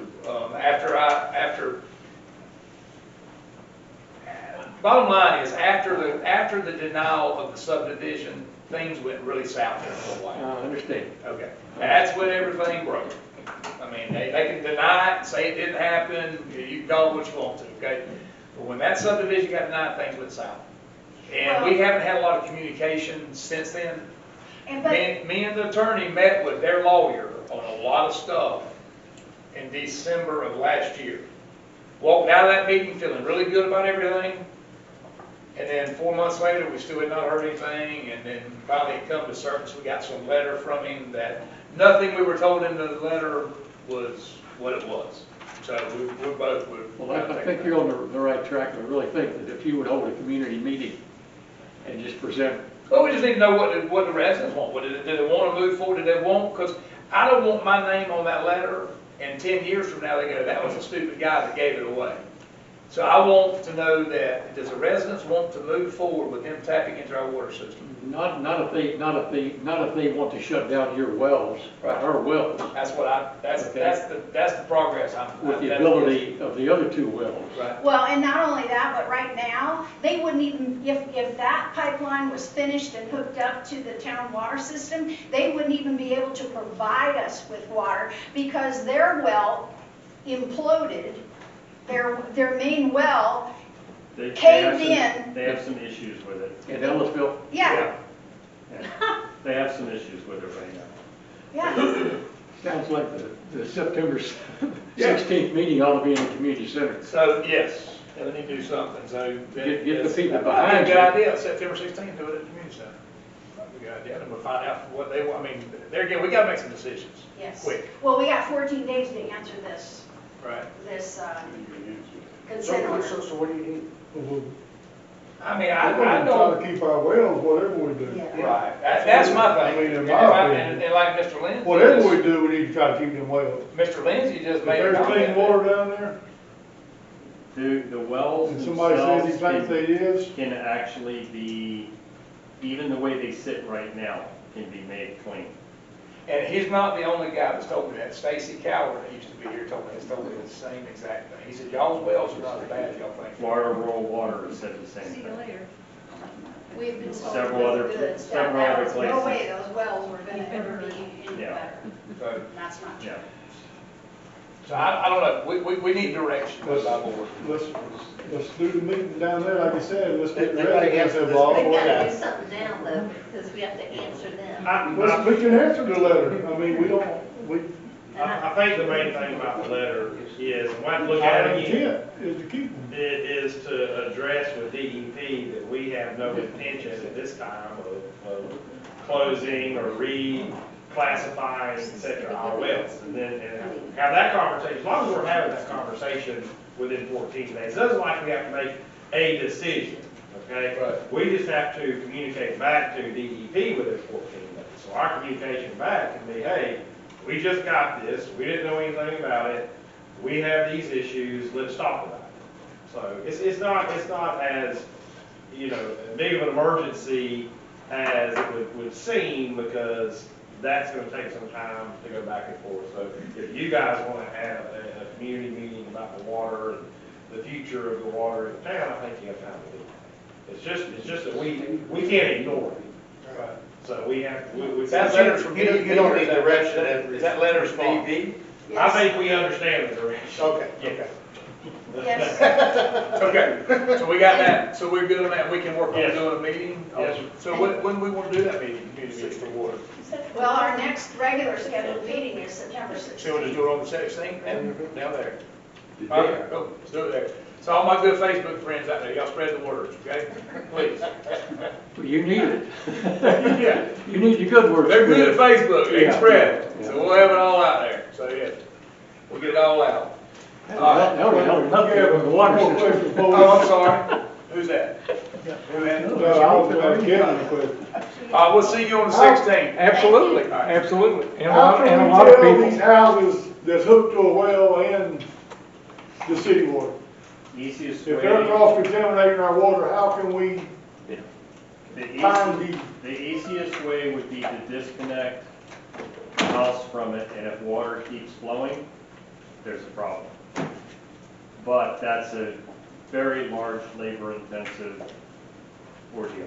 unhook one at a time and Yeah. see? You'd have to dig it all up to every house, you'd have to go through and disconnect the house and find out if the water keeps flowing or if it stops. But you're pretty sure that's going on. I know what's going on.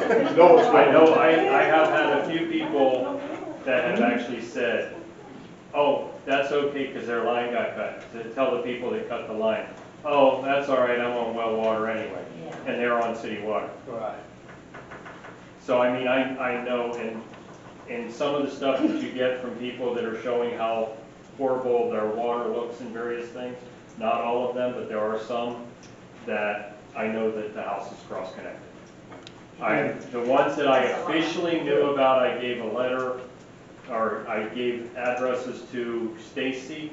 He sent out letters to all of them, and he goes, there's a lot of prominent people on here. And I said, I don't care who they are.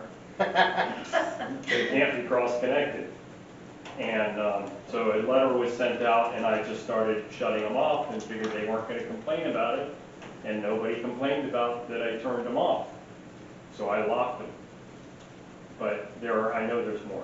I don't know if there was any complaints after Debbie.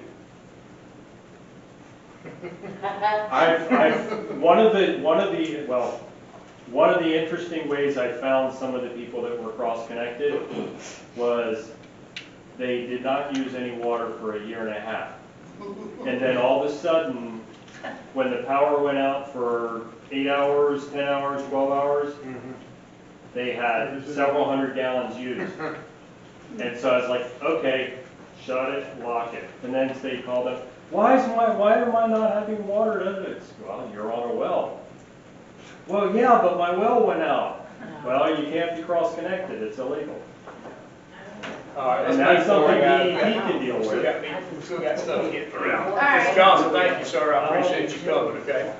All right. Item number 8 Hey, is the reversion agreement.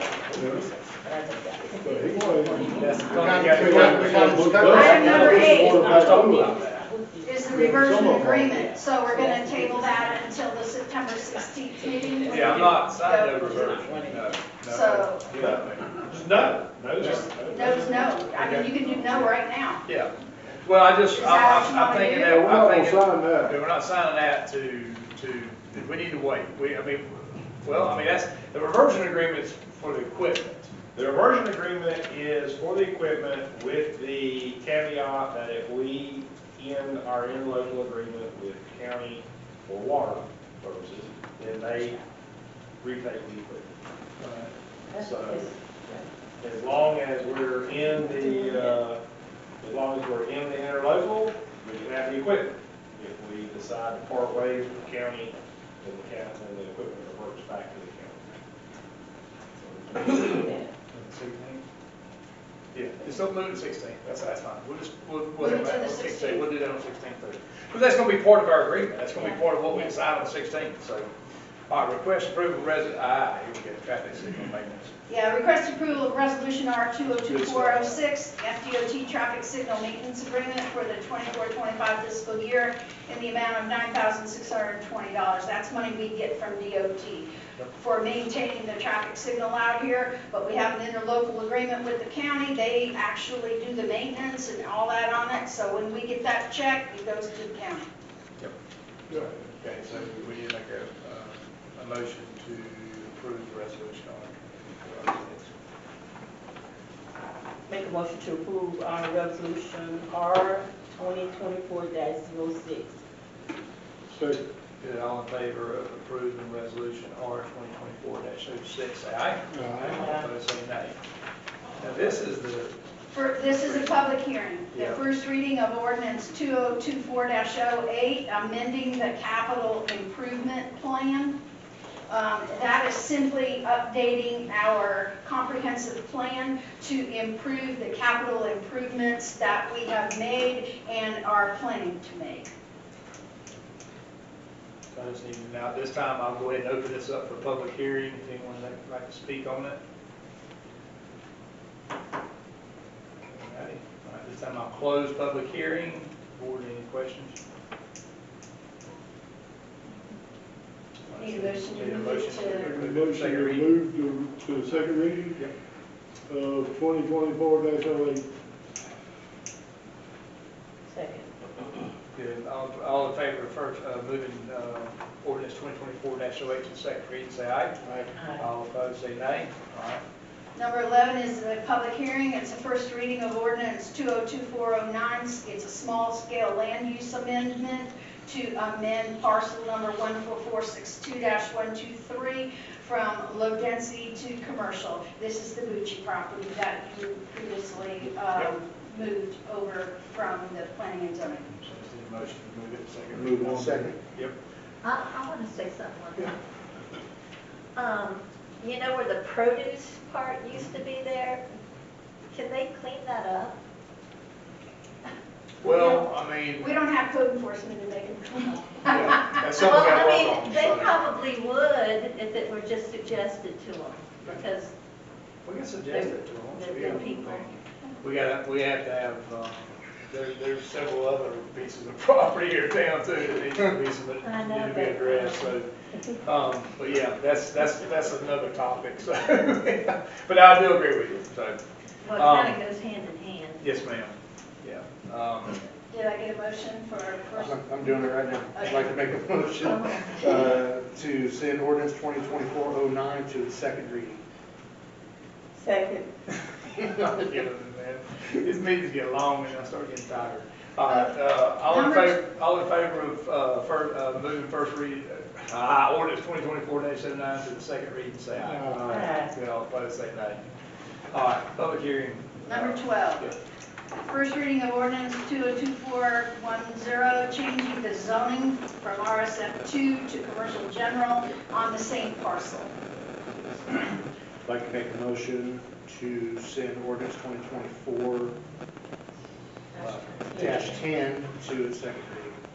Second. Good, all in favor of ordinance 2024-10, moving to the second reading, say aye. Aye. All opposed, say nay. All right, Number 13 is the renewal of a contract with Civic Plus for our website platform maintenance and subscription renewal in the amount of $5,640. Can we all pay that too? Pardon me? Can we put that out for, that's high. Yes and no. It is a considerable amount of work that goes into maintaining it, and we would be starting over with someone else to build the site and maintain it again. So these people own that, own rights to what they've already built? They don't own the rights to it, but we would have to start over with somebody else because they wouldn't support what someone else has done.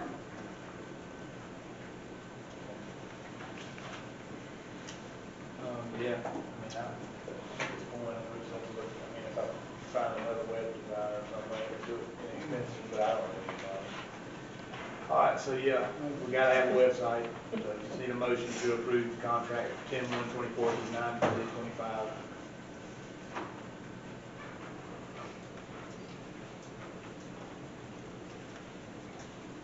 Okay.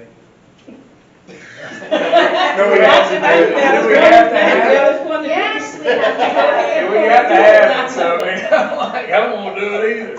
I'm like, geez. That's a lot of money. That is a very lot of money, but I get it. I mean, I've talked I to don't know how some. much that stuff costs. Well, I've talked to some of my, you know, they're, you know, they can run from I'm sure they can. $1,000 to $1,500 a month. I mean, you know, it's might not be that bad of a deal, but it is that. Is that yearly? Yes. Yeah, that's from 24 to 25, that's for the year. Not only that, but So that's probably what? the cyber protection, the cyber threats and all that kind of stuff is becoming more and more and more. Almost $500 a month. It's like $400 something a month. So it ain't too bad, I guess. I mean, I'll make a motion, we approve the contract between 10/21/24 through 9/30/25, in the amount of $56.40. Second. All right, so all in favor of approving contract 10/1/24 through 9/30/25 for Civic Plus with an amount of $56.40, say aye. All opposed, say nay. All right. Item number 14 was removed. Yep, 15, 14. We've got number 15, code enforcement. In your packets is a letter from Joel Foreman to the mayor. On August 1, 2024, during its regular session, the Board of County Commissioners for Columbia County, Florida, voted unanimously to terminate Columbia County's interlocal agreement with the town of Fort White for code enforcement services. This agreement was formed in 2019 and calls for the county's code enforcement personnel to serve in a similar capacity for the town. So they have voided out another of our interlocal agreements. Mr. Manager. In Go ahead. In the packet, their main beef was the fact that I was the one turning in the complaints, and they say that they can only accept complaints from citizens, that it was a violation of their procedural, but yet their county commissioners can turn in complaints all day long. And then come to find out that I don't know how they expect a citizen to know if somebody's in compliance with an ordinance or not. I don't understand how that would work. But anyway, that's what it is. My question is elected councilmen, can they do code enforcement? It's in, Connie sent me, you guys have enacted, well, not you personally, because it's been done over a period of years, but there's been several code enforcement resolutions, ordinances approved over the years. And in one of the older ones I saw, it said that the council, one of the council persons could be appointed the code enforcement officer or an employee of the town. Or you can go out and hire someone specifically for it. All those different options exist. So yes, the answer is yes. Well, we have two choices. We either hire somebody that's going to cost the town money, which is a lot, or at this time, we can appoint a councilman or an employee that we've got already. Correct. And that's my decision, that's my question from the board is that, me personally, because we have about a 3-month gap that Columbia County, and that's the funny thing, if you read that letter. Well, no, yeah, but you're supposed to have 3 months, but they stopped it immediately. No, 180 days. 180 days. Well, that's 3 months. But they stopped that. No, that's 6 months. I mean, 6 months, yeah, what am I thinking? 3 months? I told you I'm tired, man. Anyway, so, They gave the letter that said 180 days, but they're not taking any complaints, so it goes into effect immediately. Comment. I have a comment. we get, This one, I have a comment, a public comment. oh, you do, don't you? I'm sorry, yeah. All Yeah. right, well, do you want to discuss it right now? Yeah, now. Make it quick. I'm real hard. All right, Mr. Stu, on code enforcement. Trying to get here before I eat, Stu. I don't know if you had it, I don't know if I'm trying. This is why I came. Thank you, Your Honor. It's nice to be here again tonight. A Code enforcement is an issue in a lot of communities. Generally, it's used in many places, against civilians and other forms of government, so they enforce the 3 R's of local government. 3 R's of local government are revenge, retaliation, and retribution. The interlocal agreement signed by the county and the town gives you 180 degrees out.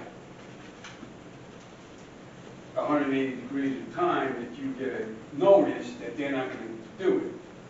But yet they constructively ended the agreement at a public meeting, and constructive denial, and you've got an attorney that he knows all this stuff, he's a good attorney, he's not hooked up with politics, so he's has your best interests at heart, is they constructively ended the agreement when they said, we are not going to enforce code enforcement in the town of Fort White. Never mind their ridiculous reasons. Whatever their reasons are, really of no moment, because they said they're not going to do it. Full stop. So they're in breach of the agreement right now. They've accused publicly at a public meeting the town clerk of selective enforcement and malicious prosecution.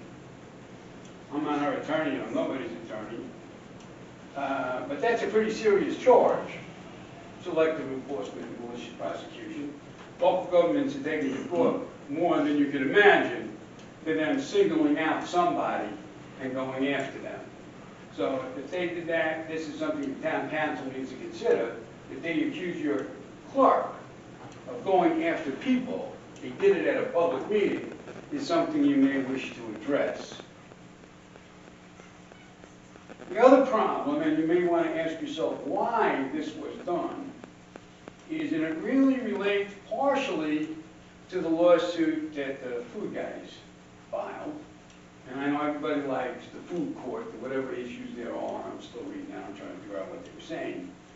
But the problem with that is, Megan Logan, who's the attorney for the food guys, everybody loves their food, works for the law firm of Douglas, the old bunch of Douglas, the whole family there, Douglas. The problem with that is the attorney that's representing them works for the law firm of the special magistrate. No conflict there, folks. So, what we have, the best way to Sir? The best way to insulate yourself from being accused of any kind of misfeasance or malfeasance is to just say, hey, we're not going to do code enforcement in the town, because once you got their attorney representing the food guys, and now you have code enforcement filing codes against whoever it is, you've got now the problem with, what does the special magistrate do? They got to get a whole other special magistrate. County's not going to want to pay that kind of money, and never mind all the problems we have with that. So, I think, which is why I came to the meeting tonight, is this is serious business. If somebody's triple parked in the street, well, that's the police. But we know what code enforcement does. If somebody's lawn is 50 feet high, and they're selling drugs behind the tall grass or something, and you can't file a complaint against them, it's lunacy that the member of the local government can't. When you have Tim Murphy, County Commissioner Tim Murphy, who was basically the Columbia County Commissioner Code Enforcement Vigilante, that if you look over time, because I put it in a public records request, that he's filed like 10 or 15 code enforcement violations against people.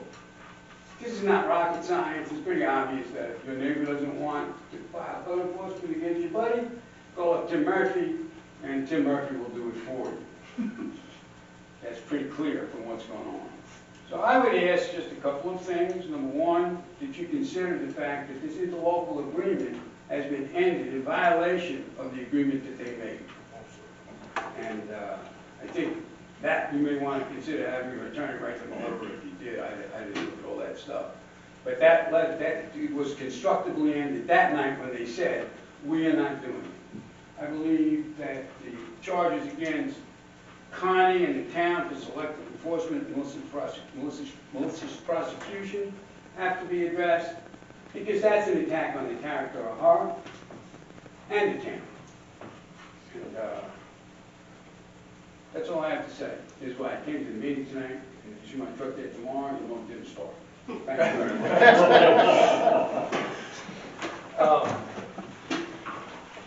I hear what he's saying, loud and clear, but what would be, I mean, it would be like, I mean, for example, I mean, if you force them to do code enforcement.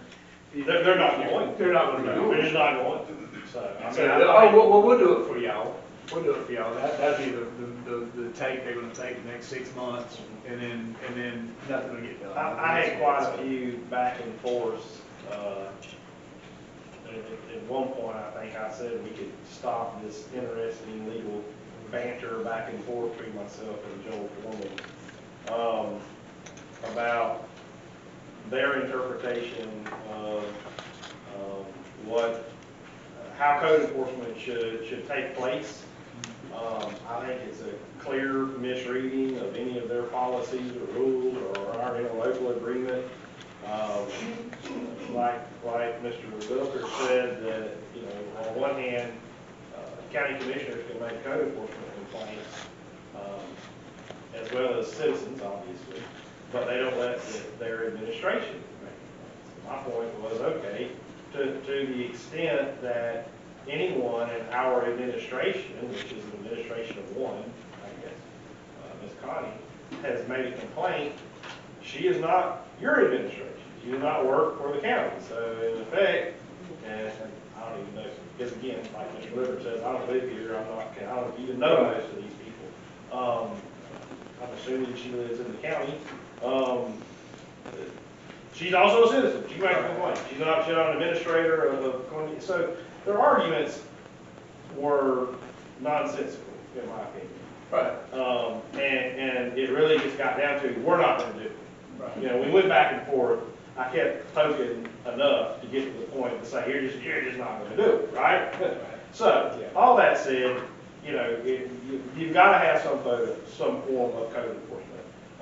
Mr. Foreman, either Mr. Foreman or I, there's a lot of emails back and forth. Of course, there are a couple of records you can get about this subject, and you know, I know at some point I said, and I believe he said this as well, is anyone who has code enforcement called on them would make a complaint of selective enforcement, right? Because there are, I'm sure all of us could leave here tonight, ride around the county, in this county or any other county, and find violations, right? So anyone who ever has code enforcement directed at them cries selective enforcement as a defense rather than, you know, addressing whether or not they're in compliance. Right. So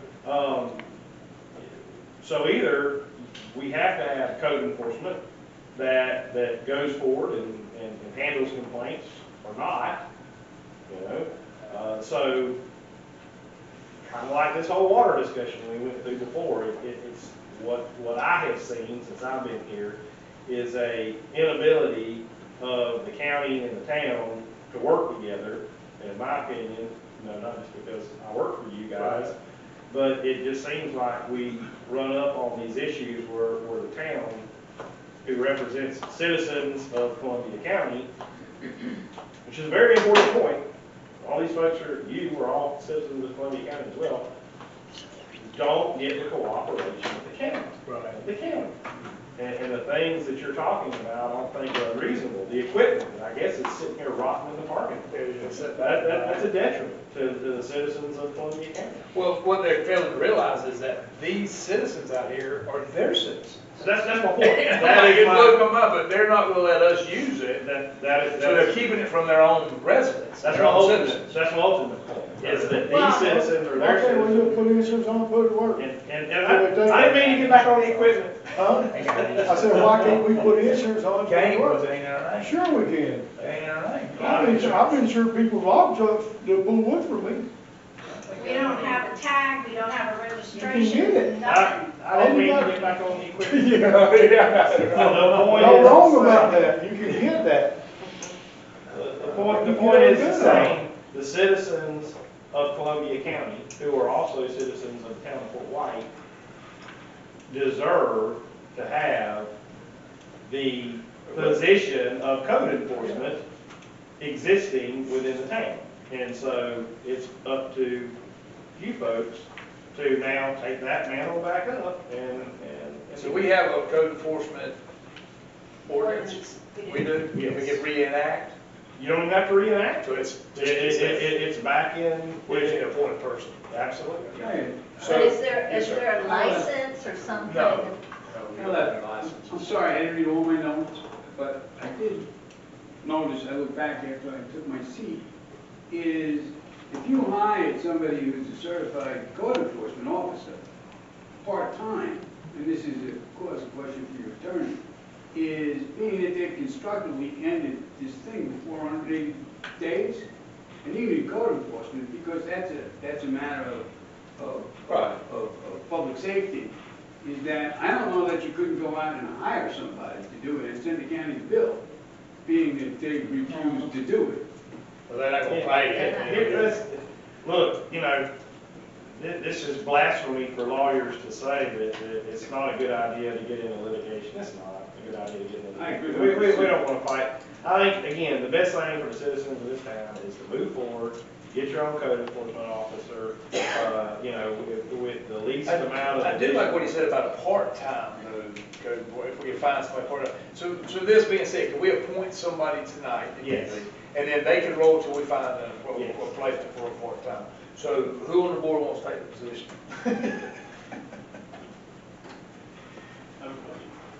Somebody can take it? and- Yes, a question. Yes, sir. Would it be feasible for each council member to do that in their own district? That's how the county does it. I mean, That's how the county does it. No, I know they don't get paid a lot of money. Well, yeah, the county got code enforcement officer. but still, that representative goes to the, supposedly, that's what I was told, goes to the. The commissioners? They go to the code enforcement officer. Yeah, ain't no They commissioner. can't go to the commission, that's against their law, that's against the charter. Yeah, it's code, they've got 2 or 3 code enforcement officers over there, so, yeah, so. Let me look I at mean, would y'all have a problem doing it yourselves? With Mary something. Mary don't want to do it. I'll try it temporarily. I'm gonna get shot over nothing. It's nice knowing you. There's a guy in Fort White that got shot in Reed. Yes, sir. Meter reads? Yeah, come Next on, man. thought, next thought. Social If you do workers, that case temporarily, managers, each child council protective. member do their own, is it feasible to seek maybe a volunteer that would do this in the community? Well, we could, or, I mean, there again, Fort White's not rich, so it's not. But I am. So, but we're trying to find, we'll try to find either like a part-time, that's what I'm saying, it'll give us time, buy us time to find somebody that we can. You have a full-time job now, how are you gonna do I that? said, I was just going to say, I can't do it during regular hours. So if he's looking in your window at midnight, he's. I'm not going nobody else in the dark, so. Yeah, see Bill on there, don't call me. I said, I don't know what he's doing, man, maybe complain. I don't have no problem, if y'all, Bill, if you're full-time, we need somebody here I'm every day. full-time right now. If you're, until More something than goes full-time. available. With anybody else, yeah, I know you're busy, I'm stretched out now, so. Our guys can't do something like that? Would Buster, or anybody think, you think Buster would be, go regulated? I don't know, I have to talk to him about it. It's definitely not part of the job description, so, I mean, we talked to him about it.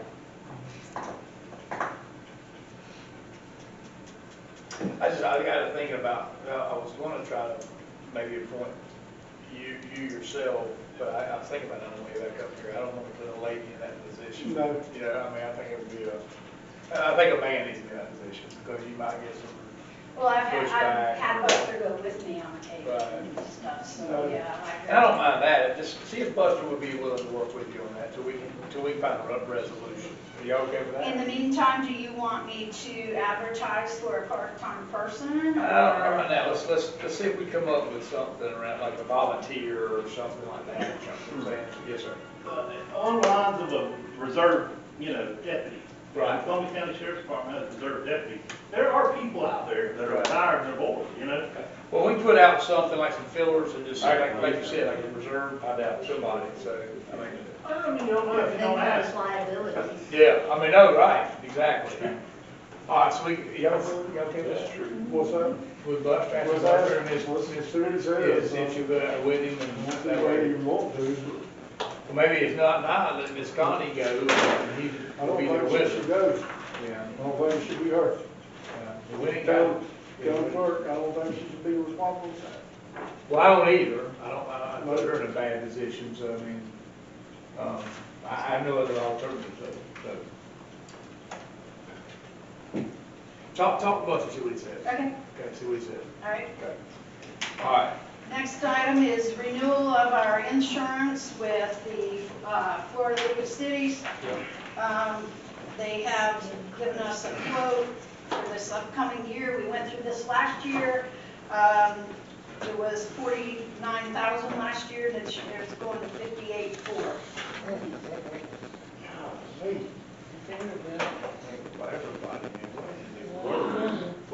When do we have to, when October is that? Hang on. I want to say October 1st. And I know, one reason we end up with long agendas is because we table a lot of things, I know. And hopefully that'll come to it at some point. But I think that we need to, I apologize for interjecting. when I- No, you're fine. But I think we need to look at that policy. When I looked at it, our old one recently, it had things, and we were paying it $40-some-odd thousand a year. It had things in that policy related to medical issues, anything I can remember wrong. But when I read it, there were so many things that it covered that the likelihood or even the ability of someone to bring a claim against Fort White was slim to none, if not impossible. And so I wonder if what we're getting from the league is just sort of a cookie cutter indemnity policy that is sent out to a lot of different places. And some of those places it may absolutely do, and some not. So we may, I certainly can't promise that it'll trim the cost, but I think there's things that need to be added or upgraded and taken out and things like that before we come to a final agreement. I'm okay with that. So table it and go back through it. Yeah, we need to talk with the league, I think. Okay. So are we Good on car insurance. Yeah. We look at our car policies and say, hey, you're getting too high. Yeah. We're gonna go with somebody else, start trimming the fat. Yeah, that's a very high premium for such a small town. Oh, yeah, with As it is. 5 active employees. Yeah, so, Anyway, let's look at that. Maybe even reach out to a couple other policyholders and check. I mean, we don't have to go through the 4 leading cities. I don't know how, it's a unique policy, Right. insuring local governments. I don't know how many other insurance carriers are out there, but there may be. Well, you represent a couple of other entities that are I represent one. quasi-government. Can you find out who they have their insurance through? And Well, I know maybe Town get Cross some- City has the lead. They have the use lead too? As well, yeah. But see, Town Cross City does a lot of things that Town Fort Wayne doesn't do. Town Cross City has a police department. Yeah. Town Cross City has a fire department. So they have a lot of things that they're just A not lot of apples and moving oranges. parts than Yes, a what lot we of have. apples and oranges. Yeah. Okay. But anyway, I think so. we should Well, I can get with you about that. do that. Okay. Do you want to take number 16? No, 17. 17, I'm sorry. Okay. Yes. Also the judicial hearing of Yes. vesting rights. Before we do that, can I just make an announcement and remind you all that the Main Street meeting is going to be at the train depot Wednesday night at 6 o'clock. What's that? The Main Street That meeting. Main Street for the. This Wednesday? Yeah. Yes. You have a flyer, I Okay, left you, I got each it. flyer. Okay. That works good, 'cause I think our football game is on Thursday, so that should be there. All right, and so our video is running, correct? Yes, it is. All right. So this is a quasi judicial hearing that's going to take place now related to a vesting rights application submitted by Alexander, is it Viega? Vega, okay. I'm a guy named Lindsay, so people mispronounce my name all the time. Vega and Ruben Lorena, owners of the Collective Food Yard and Garden. What this is, and probably many of you have not been through a quasi-judicial proceeding before,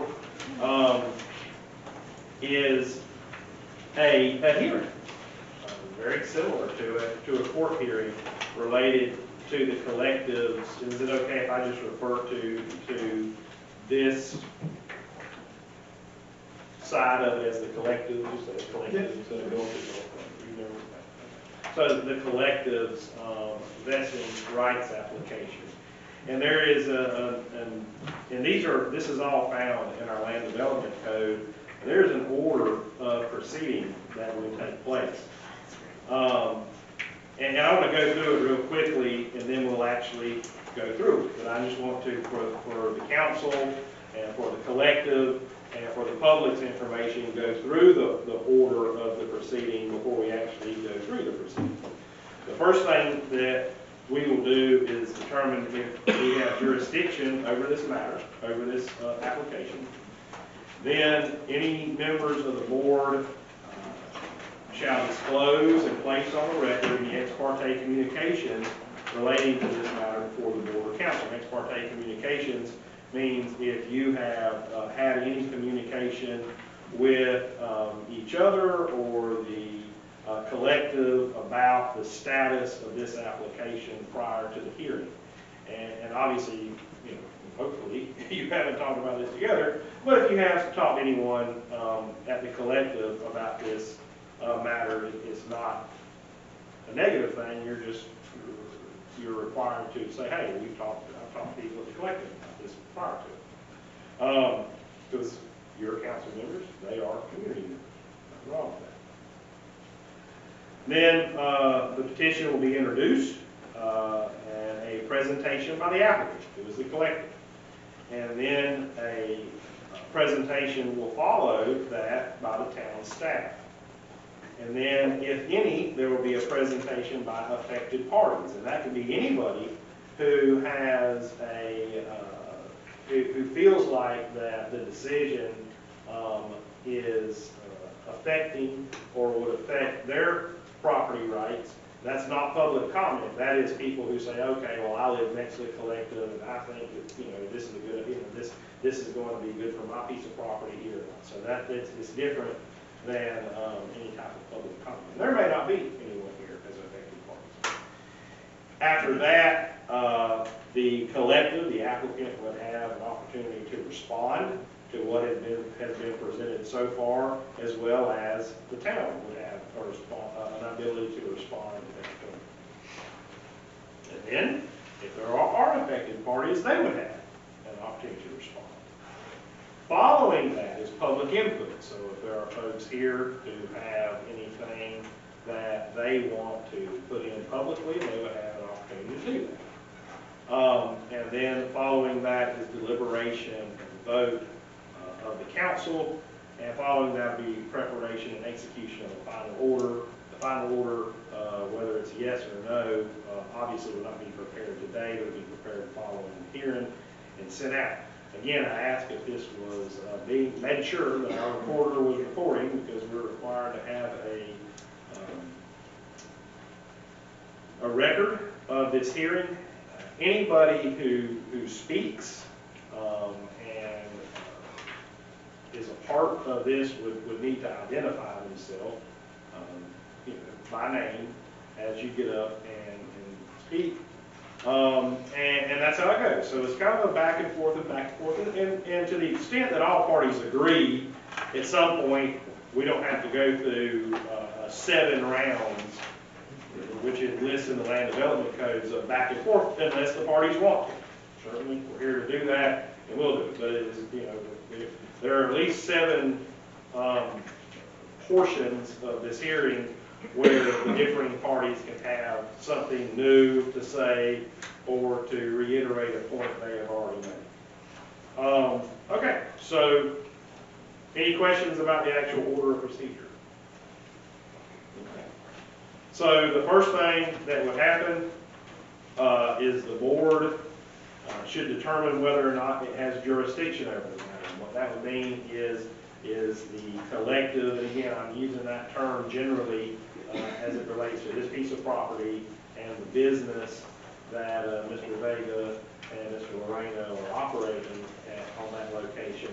Does the council have jurisdiction over that matter? It is located within the town of Fort White, and it is governed by the land development code of the town of Fort White. Yes. All right, so the council agrees it has jurisdiction over this matter. Yes. Secondly, I would ask any members of the board, or council rather, if you have had any ex parte communications related to the matter before the board or council. With each other? No, well, if you have, you're going to be admitting the sunshine of the law violation. That's what I'm Yes, you plead That's the why fifth. I'm going, you asked me. Well, I've got to ask the questions. Yeah, no. I've spoke to them before. And that's fine. Speaking, so you've spoken to the folks at the collective about this broader issue. That's I. Okay. Mr. Coon, you have as well. Yes, sir. Ms. Terry? Yes. Okay. Ms. Fleming? Do you know if you have? Just briefly, but I didn't talk about collective. They wanted me to give a conversation to them, but I actually did not. Okay.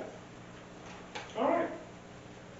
So then, okay, and that's it. It was just for the board. So the next item is the introduction of the petition. The petition was filed on, I believe, July 18th of 2024 by Alexander Vega and Ruben Moreno, representing the collective Food, Yard, and Garden. They completed an application for a vesting public hearing, and the matter being that they're bringing before the council is that they have a right to operate their business as is, where it is, and under the business plan that they're currently operating at, and that the ordinance that was enacted by the town earlier this year does not apply to them. That's what the vested rights mean. They were already operating, and as such, the ordinance does not apply to them. So I'm going to turn that over to the collective, whoever wants to come up and speak, if you'll come make your presentation.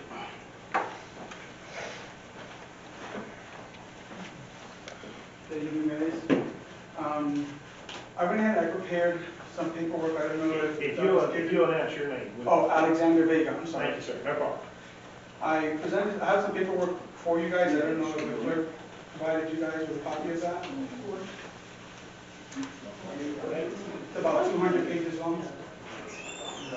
Mr. Milker has a point that maybe I should swear everyone in. I haven't done a quasi-judicial hearing in like 10 years. I'm going to swear you in. I don't know if you need to be sworn in or not, but I'm going to swear you in. Do you swear or affirm testimony you give before this council be the truth? Yes, sir. Okay. Carry on, sir.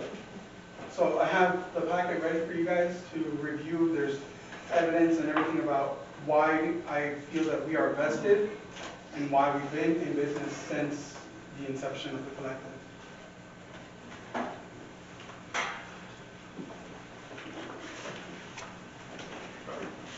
only did, I only did four. I thought I had 5 of them, but one is my fault.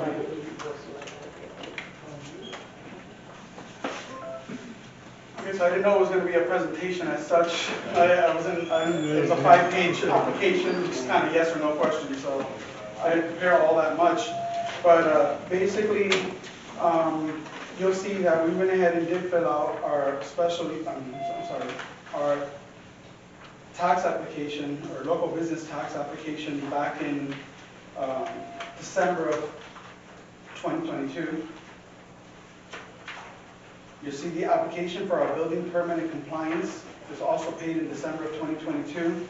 That compliance letter is what I took to the county so that they can issue me my building permit. I then also paid for commercial utilities. I submitted a site plan of the then just the construction of the pole barn. All that was approved through the county back in, or through Lake City, I would assume, Lake City, in February of 2023. I then went back after that was done. I went back and met with Connie again and asked her, how do I go about getting my electric connected and all that stuff. Then she gave me a permit, an application for the electrical permit. That was done in April 4th, 2023. And you'll see there as well the electrical service application and then the permit. And then that was it. That was all the permits that I needed in order to construct my business, to go ahead and start going. I had already paid for commercial utilities, everything was in fact in place. We didn't hear anything back until much later in July when the clerk said that she needed a revised site plan from us, which I then emailed to her back in July of 2023. And there was no mention ever of us having to do a special use permit or a site plan application. I thought the reason for the site plan was for just the construction of where it was going to be placed and stuff. I wasn't informed that I needed a special procedure because I'm a commercial business within a highway of a residence. I believe that if that was known or was evident by me asking for commercial utilities and a local business tax receipt, that I was going to be conducting business.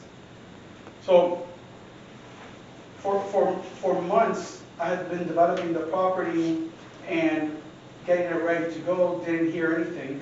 So I was assuming that I was fine in doing such.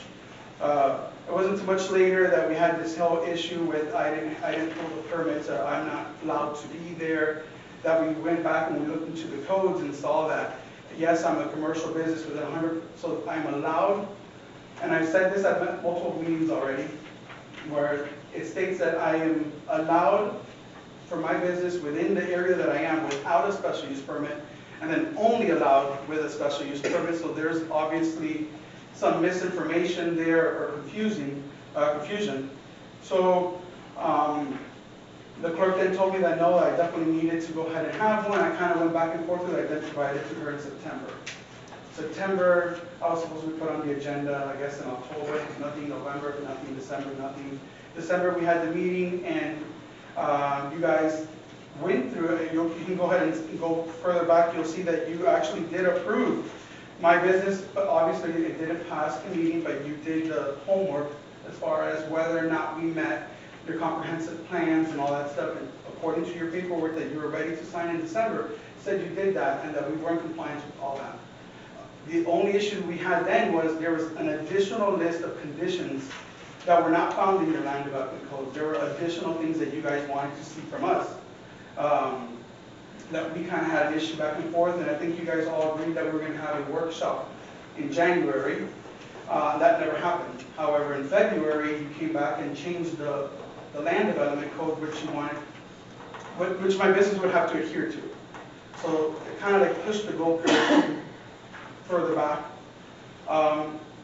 We kind of disagreed with a lot of the stuff that was on there. We've gone back and forth. We met with the mayor several times. We met with the mayor and Connie. They came in here, talked about multiple things that they were gonna go ahead and change.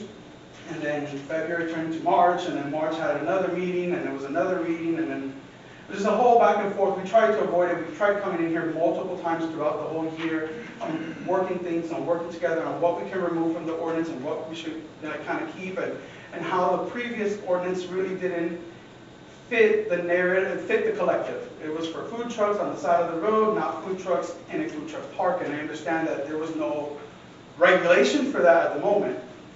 And then you guys had to create that. But meanwhile, my business has kind of been just standing waiting for you guys to approve me since September, a whole year now. You guys have sat on my application for my special use and site plan. And Bill Kuhn has mentioned it several times when we talk at these meetings, are we talking about the collective? Are we talking about the food trucks? Because they're two separate entities. What is it that the council has found that we have not been following? I've come up here and I've asked questions several times to you guys. I've emailed and I don't get any response, so I don't know. And I don't want to be in here interrupting and putting my 2 cents every 2 minutes, but I'm not getting anything back. I come in here and then now the clerk accuses me of screaming at her. That's not true. I'm just trying to figure out what you want from me. And what you want from me should be fair, and it should be fair to everybody. It should be equal to everybody as well. It's not. This ordinance is only for me. I'm the only food truck park in Fort White. You have other food trucks in the town, but they've never had an issue. This whole thing is only about the food truck park. I'm the only business that has a food truck park. I feel that I should be vested because I've proven there that I've been in business this whole time. You've allowed me to be in business this whole time. Your land development code says that no building permit shall be issued prior to a special use and site plan. And whether that was an oversight by myself, or an oversight by this council, an oversight by the clerk, I think that we need to kind of put an end to this and just turn the chapter, move forward, vest them into their rights. They've been here this whole time. They have paperwork proving that they've been here this whole time. I think that the ordinance, yes, it's a great ordinance. You didn't have one, now you have to do that. I sent you guys an email saying, I still think there's 2 things that you guys need to tweak about this ordinance before you pass it.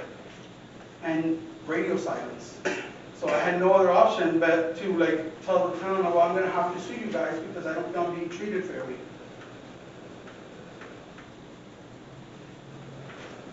The vested rights means that I'm, like the attorney said, I have the right to be here, or at least claim to be here based on the ordinance or what was in place then. This ordinance should apply to any business coming after me, or after the date of enactment of this ordinance. To have me adhere to a new ordinance when all you did was just withhold my approval while you changed the finish goal, or the finish line. I don't think that's fair. I don't think anybody thinks that's fair. If you have any questions. Yeah, any questions?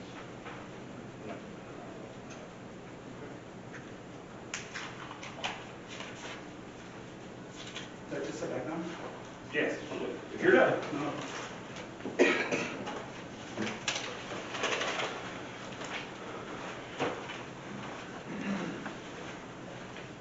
Okay, Mr. Chair, the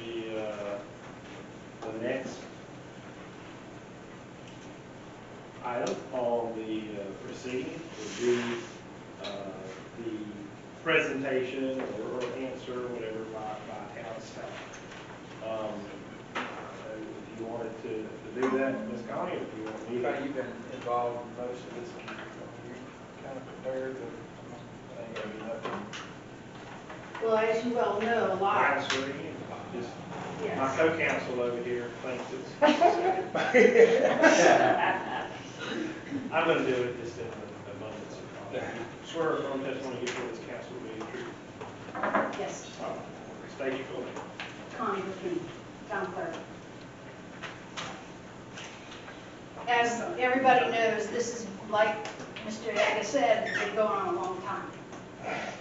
When they originally came in, they got a permit to build a pole barn, and we were told at that time that they were going to have one coffee truck. We had an ordinance in place for a mobile food vendor. So that was fine, well and good.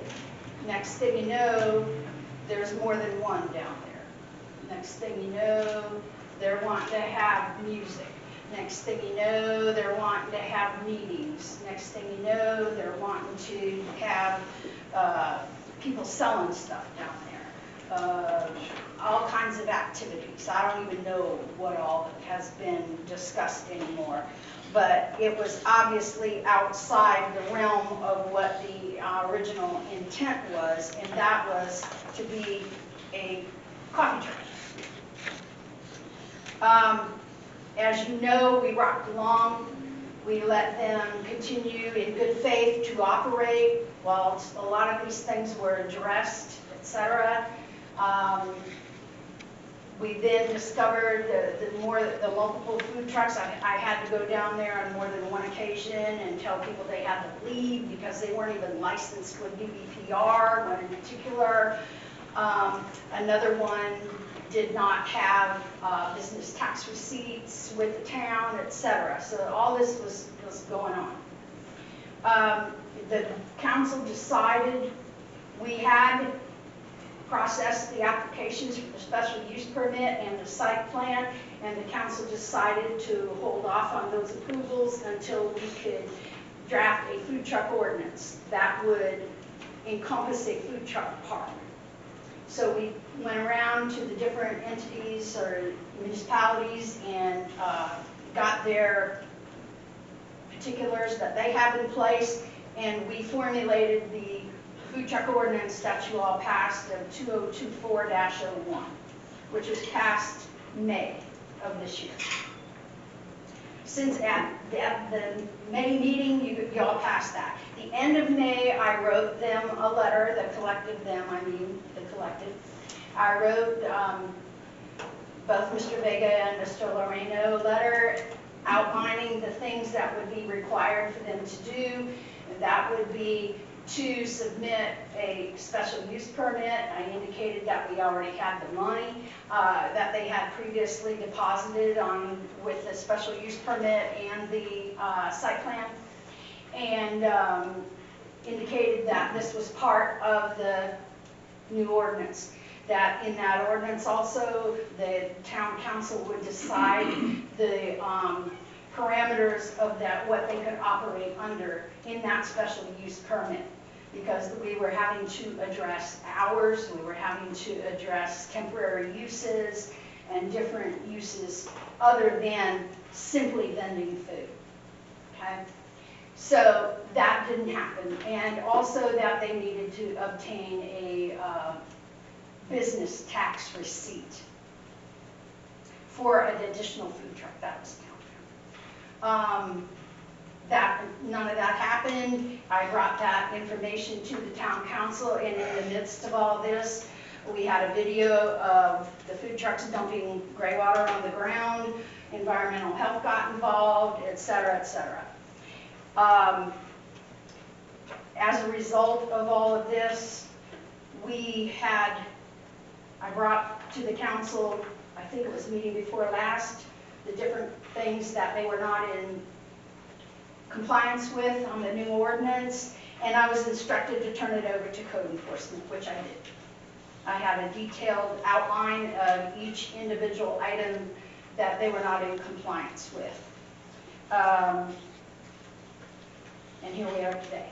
We've been threatened to be sued. We have been sued numerous times. We've been threatened, so, I mean, here we are today.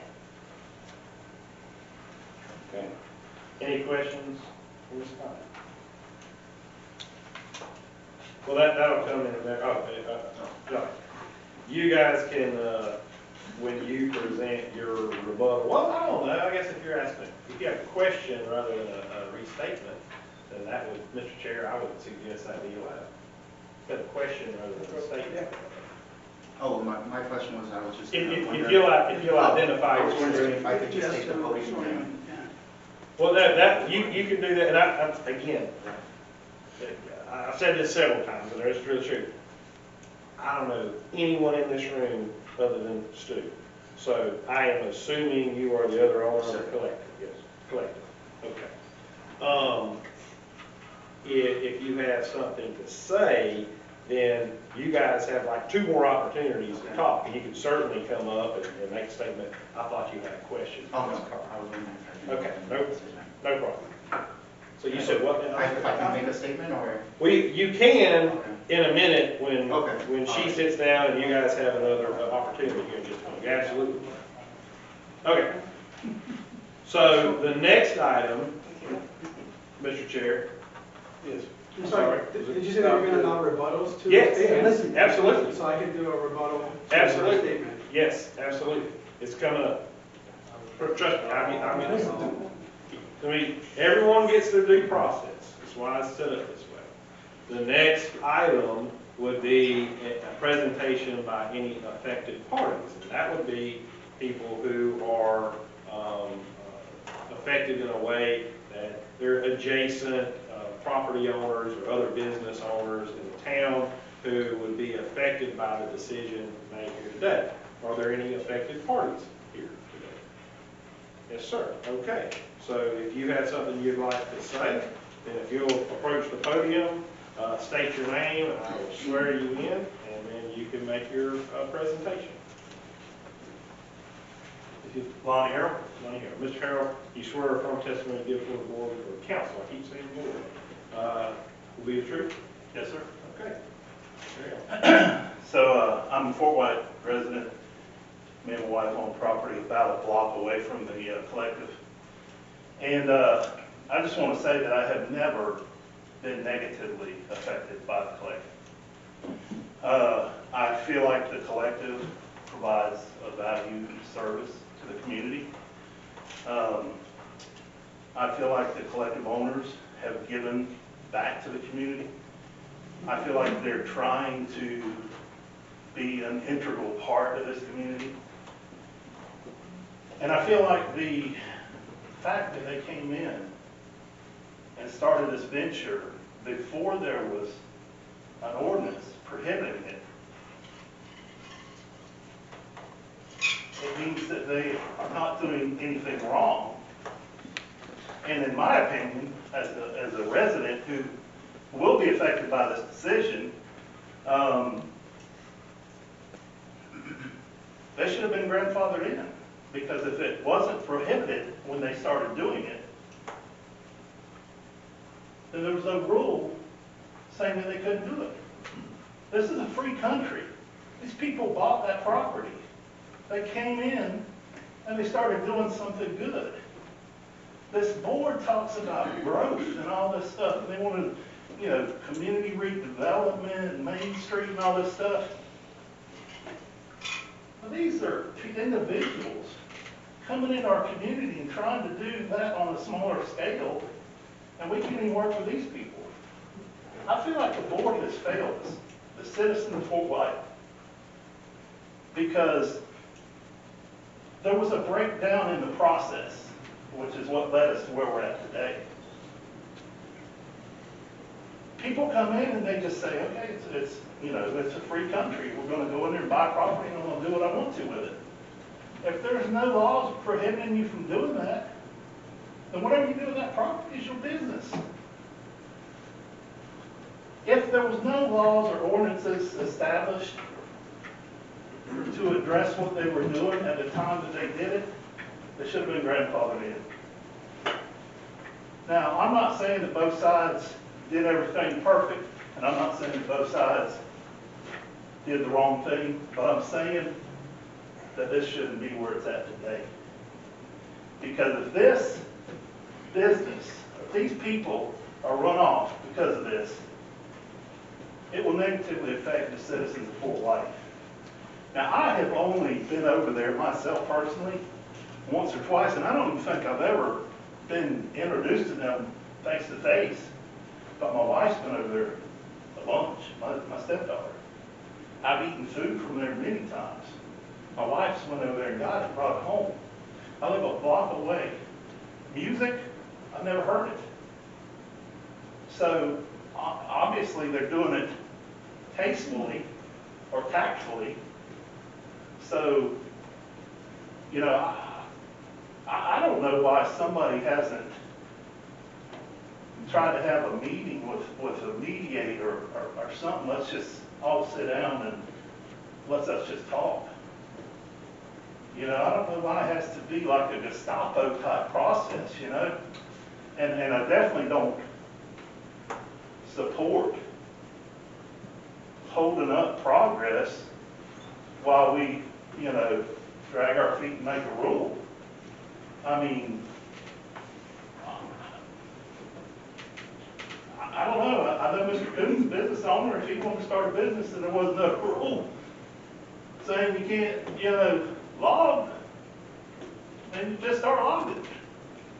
But if somebody come in and said, you know, we don't have a rule to address that, so we're going to hold you up until we make one, you know, I don't know.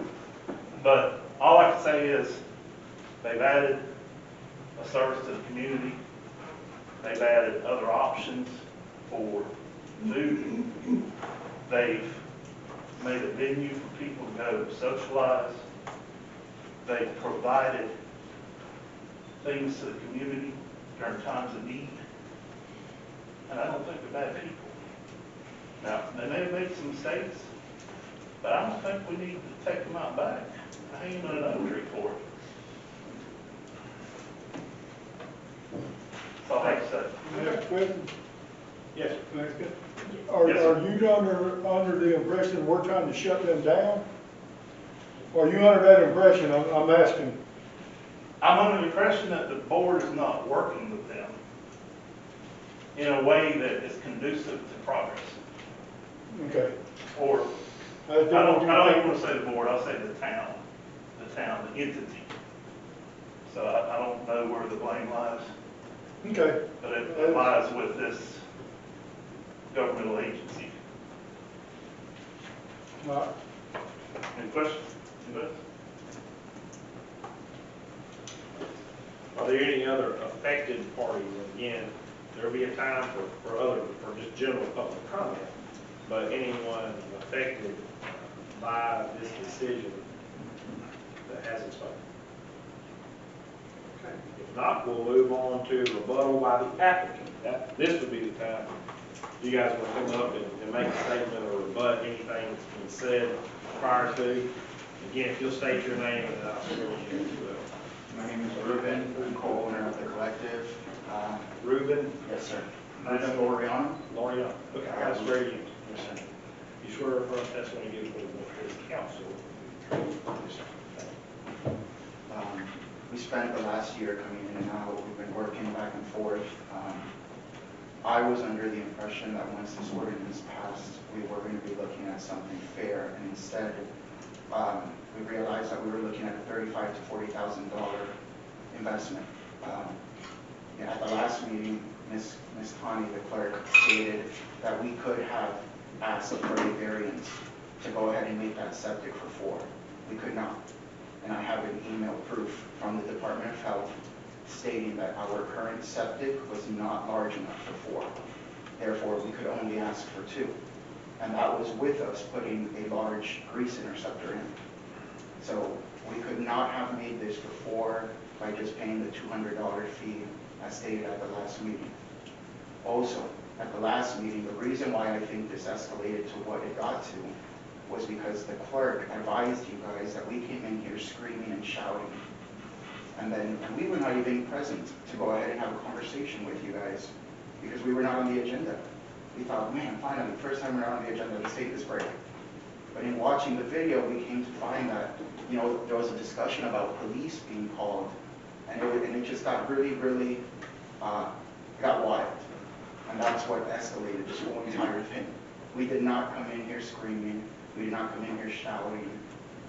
We asked for a public records request of that recording of the interaction, and we were told that your internet was down during that time that we were here in the office. So we could not even get a recording or a video. We have the recording. We've been told that we cannot share it or provide it, that's fine. And once again, we were never against regulation. I want to remind you guys that we put in this grease interceptor and we went ahead and became a commissary for our trucks before that ordinance was passed. We had already gone ahead and done what we had to do ahead of time, ahead of the ordinance. And we were never instructed we had to do that, and we went ahead and we did it. Because we're respectful, we're responsible, we knew it was the best thing to do to avoid situations like what Ms. Connie mentioned regarding the water. But again, I'm not against regulation. This vesting hearing, if you don't want to vest us completely, that's okay. But I ask that you at least vest us in regards to that septic. Because if we cannot be vested for that septic, I cannot afford $35,000 to go ahead and continue keeping the food truck vendors I have. And so I will have to let 2 of my vendors go. And that stresses me and it saddens me because I've watched these vendors create a really good life for themselves. And their businesses are flourishing in a time when many small businesses are not. And so for me to have to take that away from 2 vendors just doesn't make sense, especially since I was developing way before this ordinance came.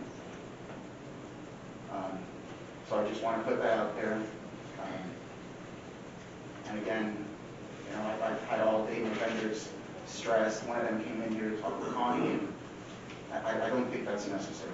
I don't think any of that was necessary. And again, I cannot have the septic for 4 trucks. That was not a true statement. All right, guys. Any questions?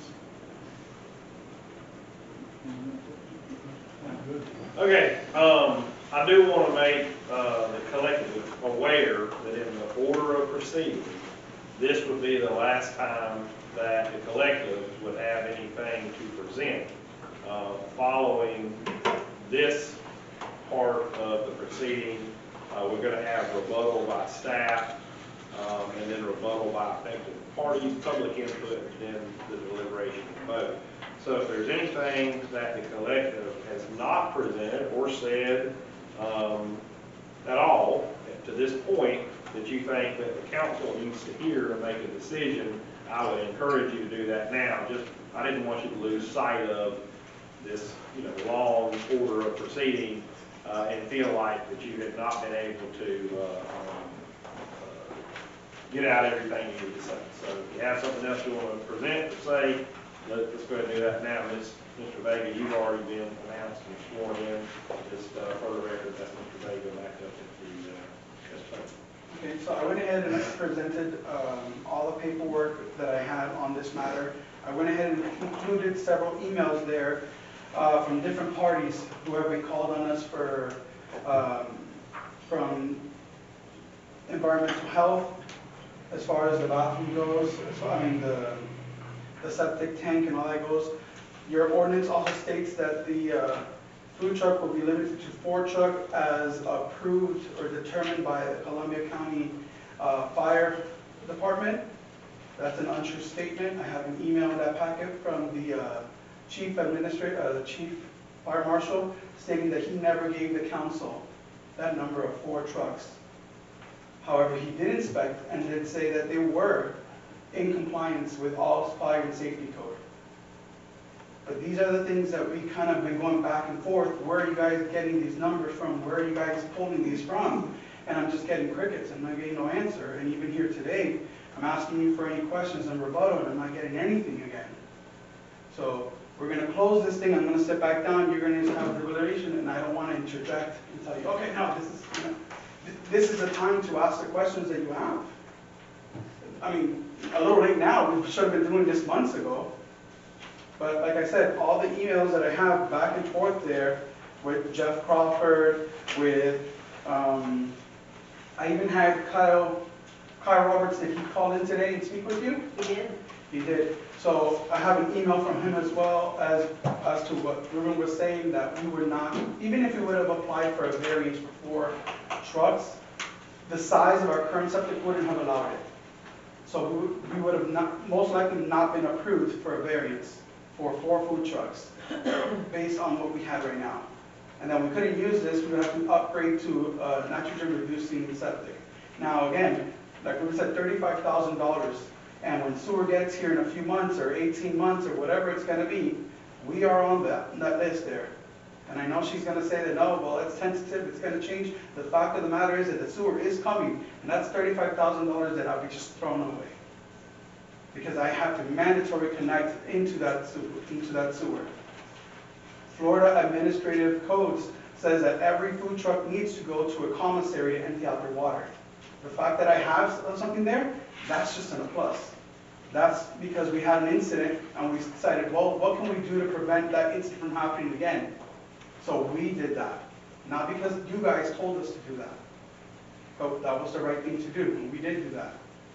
But Florida Administrative Code says that every food truck must go to their approved commissary. That's how they're licensed.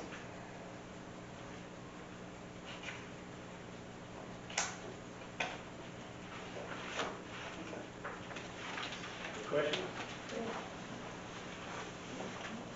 Okay, the next item is rebuttal by staff.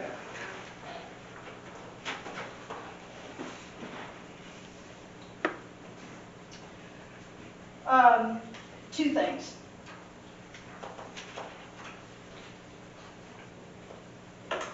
I used the vernacular that they came in yelling or screaming at me. That was a terminology that I chose because they were being very confrontational. Did they literally scream at me? No, but they were very confrontational, demanding to know why I turned it over to code enforcement and didn't go and talk to them directly. That's what I meant. Okay, I want to clarify that. Did I elevate my voice, or did they elevate their voices? No, but he was coming across the counter and going like this at me. Why didn't you come talk to us? You know, and I again told them, we were told by our attorney not to, that we needed to deal with through our attorney and then code enforcement. Okay? Second thing, I did talk to environmental health. The man at environmental health, his name is Kyle, he called me again today to reiterate our conversation and make sure that he and I understood each other. We understood each other perfectly. I told him what he told me the first time I talked to him, and that was they only applied for 2. He said, now, I don't know if they would have been approved for 4 or not. It was very iffy. He said, but they only asked for 2 when they applied. That is what I reported to the town council. If you recall, they came in and were asking, Ruben made the comment in a meeting that we'll just go ahead and put in a septic tank system. And I believe the mayor said that's a great idea. And so that is what precipitated the inclusion of the septic tank requirement in the ordinance. Do you remember? Okay. Okay. That's where the ordinance got put in the 4. As far as the fire department goes, we did. I conferred with you, Lindsay, about the letter from the fire chief. That's what his intent was, that they were approved for 4 trucks. Yeah. The fact that he didn't say they were approved for 4 trucks, that's what we gleaned out of his response, was that they were approved for 4 trucks. You're shaking your head. I relied on our attorney's The email's opinion. there. You guys can see her email. I relied on our attorney's opinion. I asked him if that was sufficient to approve you for 4 approved trucks. That's what he said. We did that because we had such pushback when we said we took the feeling from the surrounding communities. Most of them said 2 per half acre. We initially had that. You all pushed back. We went ahead and we modified it for 4 if the fire department approved it, which they did. So we've tried to work. We've tried to work. I think that came about because, can I speak? Okay. I think that came about because we did say 2 at first. Yes, we and did. And then they got a pushback. They said, no, we got to have 4. Right. So that's probably where the 4 number comes from. And we went to the fire department and we asked them to go And they- to go out and and look inspect, that's right. and inspect. Yeah. And we made that a part of the ordinance that said it had to be determined by the Columbia County Fire. That's right. Okay? And so did the fire department approve it? They did, Yes. they did their approval for it. That's where the 4 number comes from, where they said they couldn't do it 2, they needed 4. Right. That's where the whole 4 thing came from. That is correct, okay? And if you will recall, not at the last meeting, I believe it was the meeting prior to, you all were entertaining the idea of perhaps doing some sort of a variance for that septic For the septic. until it got such to the point that they were threatening lawsuits and this kind of stuff, and so we just backed off and we said no. Do you recall that?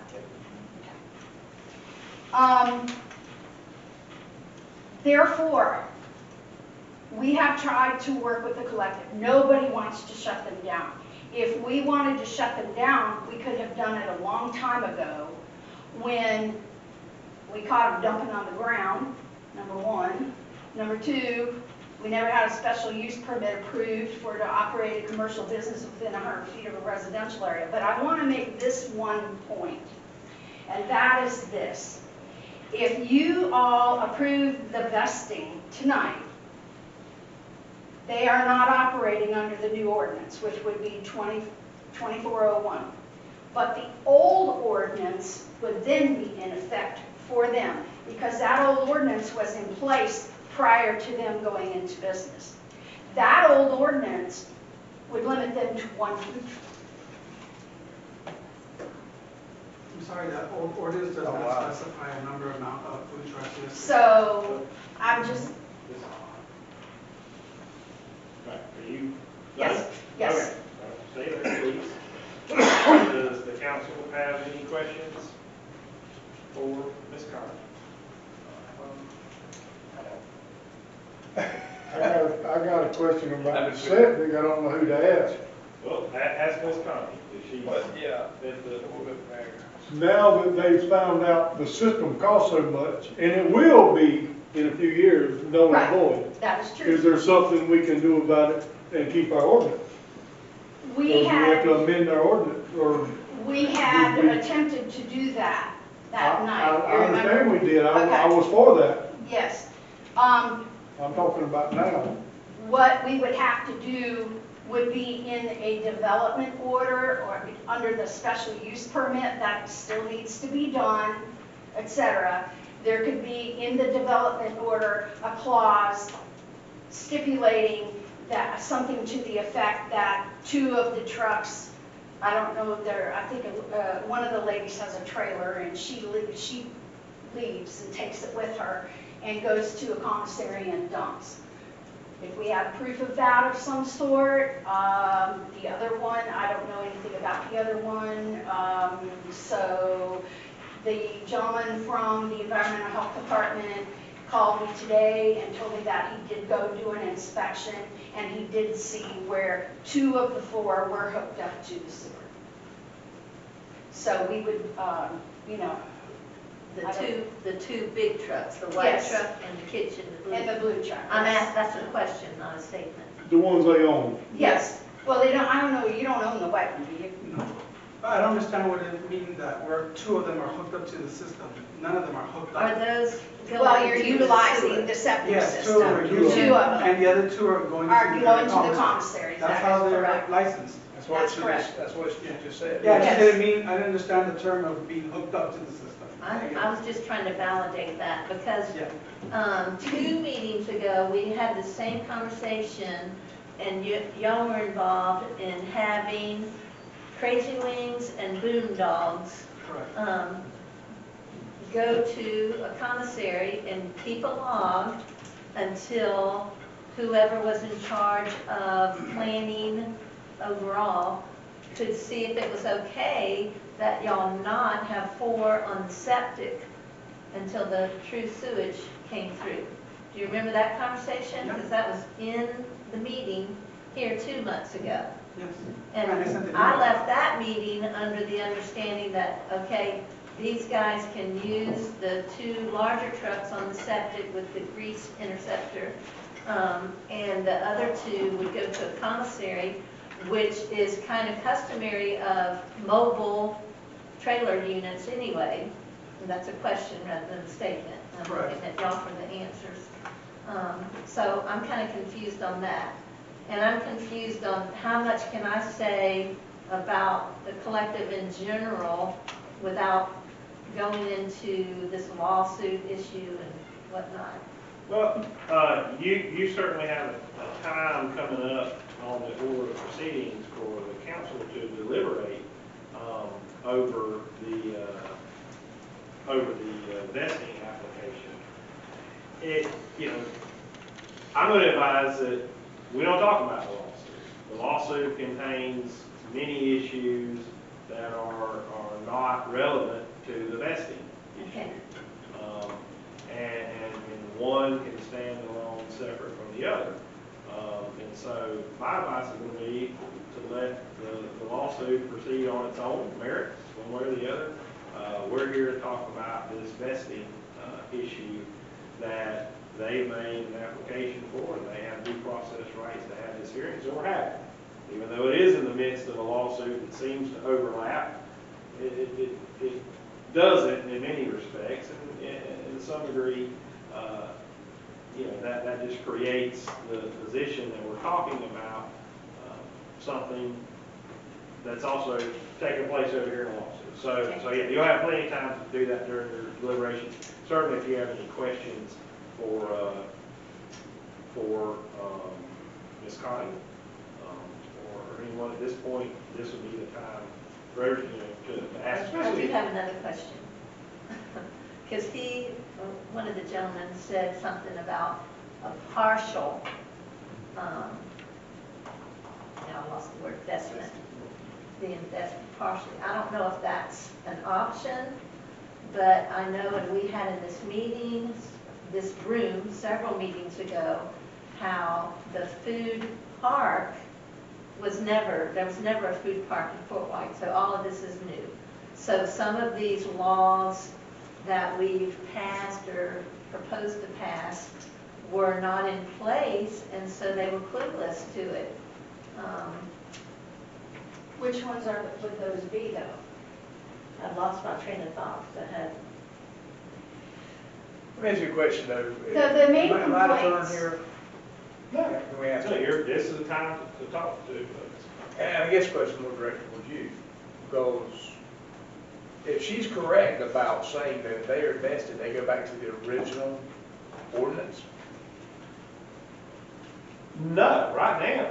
Oh, if they are vested. So if we vest them, they go back to our original order that was in place. Do they To really, the want, extent they it really applies- want to be invested? To the extent it applies to their particular business, because they wouldn't, So the new ordinance wouldn't apply to them, it would apply to any future food truck parks. So I guess my question before we continue through this proceedings, do they really want to be vested? That's their question. That's what I'm asking. I mean, that's a pretty powerful question. Because And if that they go ordinance back, also states that music is not allowed within 500 feet of a neighborhood. right? And well, I'm not even worried about I music. think I understand that So- the distinction that you're raising is to the extent that the old ordinance would apply to the collective, they would be subject to it. Yes. I don't know, and it's not been discussed, and again, I'm just facilitating this hearing, Right. is But if you originally invest yourself under the old ordinance, which was that ordinance, we're not going to follow the new ordinance. we're gonna follow the old ordinance. The vesting does not mean that you get to do particularly what you're doing now. Right. It would just mean you don't fall under the new ordinance. So So- essentially, you're going to be, And you're going to again, be. that's a collective question, whether or not they're aware of that, understand that, or are asking to be held. So that, my question is that, do they want to really proceed through with this thing and get vested, because then they're going to fall under the old ordinance? I think a straight shot would they be limited to one truck only? Because I certainly don't want to see that happen. I don't know right this second what they will be limited to under the old ordinance. again, we're not here to talk about the old ordinance, and so I'm not, don't have it here, don't have, we're here to talk about the ordinance that is passed by this council earlier this year and their request to be vested in the rights to not have to be held by. So, again, that's a pretty powerful question. It is a powerful question, but it's a So, question what that- you just said, and you're right, it's behoove them to know what they're wanting to be invested in. Absolutely, it's not my job. Right, to right, I get it. yeah, So yeah. that's why I'm saying, if they really want to continue this hearing and be vested, if they do, I thought we didn't have an ordinance for a food truck you park. had- you fell under the old ordinance. the Well, I old thought we food didn't have truck. one. That ain't true, Truck truck park. ordinance. And the thing is, council and collective, is, I don't know, to what extent they would fall under the old ordinance. Well, they just don't get vested and go back to just doing whatever the hell they want to do, you know what I'm saying? So, That is a way to put it. yes. So that's, they gotta fall under some I ordinance. understand that. So And that's, it may be the food truck ordinance, it may be other ordinances or land development codes that exist within the town. of that's what I'm saying, so they gotta be That- careful that's- what you're asking to be vested in. Correct. Correct. I get that, that is a way to put it. Okay. And some of that was what I was referring to as to how much can I talk about? Because this is a big umbrella that the whole thing falls under. The music or the proximity to commercial, like Subway, you can stick your head out of Subway and watch TV in the resident right behind them, you know? So that 100 feet thing is not accurate in our town. Does that make sense to Well, it everybody? does. I'm getting the dead look. That's a. But that's part of the special use permit. Yes. Okay. So, They're in a downtown district, so it's different in the downtown district. So the reason for that was that you didn't want the people that live up or butt up to it, like them, butt up to them, we don't butt up to anybody. That would be a stipulation for all districts. So Lindsay, go back to my question again. I mean, so I guess let's proceed forward. Ain't nobody said no stop it, so just proceed forward. If they want, if they decide to invest them, I don't want their deal invested in. let me ask a couple of questions, Connie, Yes. to make sure I'm following, because I'm assuming the board, council, the only time I ever do hearings is for the school board. Right. So, I mean, it's hearing code, I'm gonna keep, trust me, I know this is a council, but the only time I ever do hearings in front of the school board, so I keep saying board, I apologize. The council would probably direct me to write an order one way or the other, whether it's granted or approved, so a few questions that I have. The initial pole barn, the collective obtained a building permit for it, correct? Correct, from the county. From the county.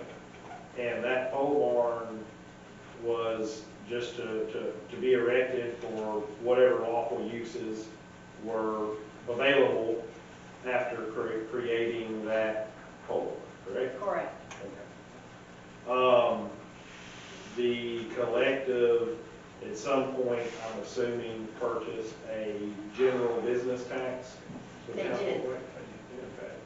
Okay. And the town of Fort White's general business tax is for any business operating in the town of Fort White, and it doesn't particularly differentiate. It may say on there, you know, the collective or whatever, but it doesn't differentiate between different types of businesses.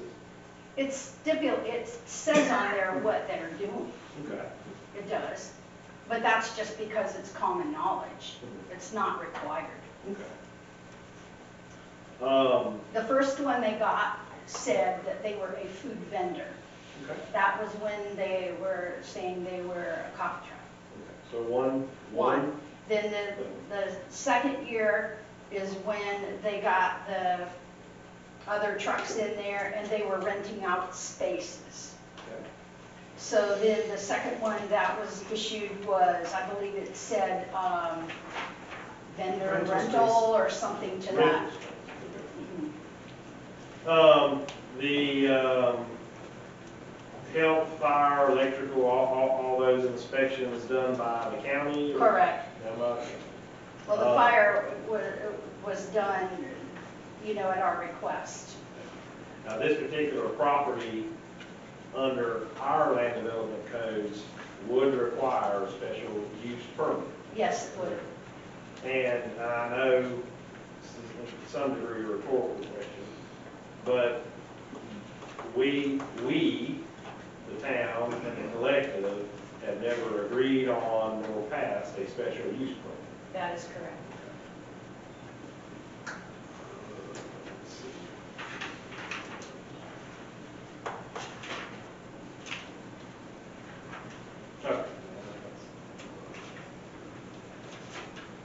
Okay.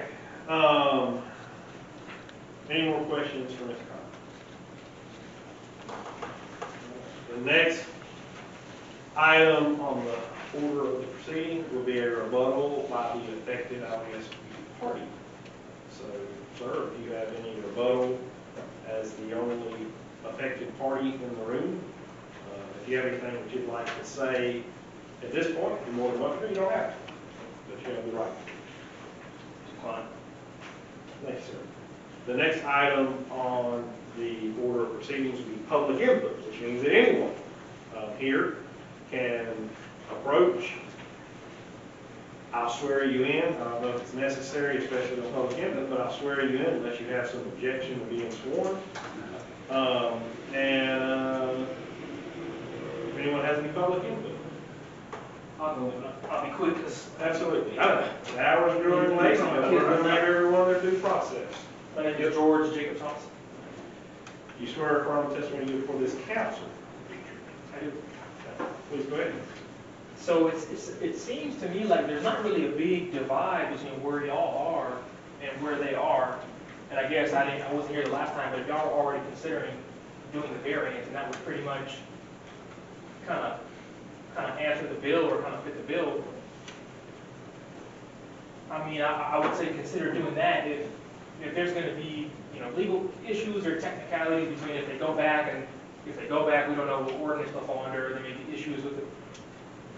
I would say maybe, well, first of all, I would say that probably wasn't y'all's intent. Maybe, you know, that in that way may backfire. But y'all can approve variance or whatever the case may be to get them in compliance. And if there's not like a huge safety issue, it sounds like they got all the approvals as far as from the safety perspective, and they're providing a business to the town, which probably, I think it's fair to say, at least most people, you know, appreciate it. I guess I'm just not really seeing where the huge disconnect is. You know, if it's not a safety matter, I mean, you know what I mean? I agree that at the end of the day, there's rules and they need to be followed.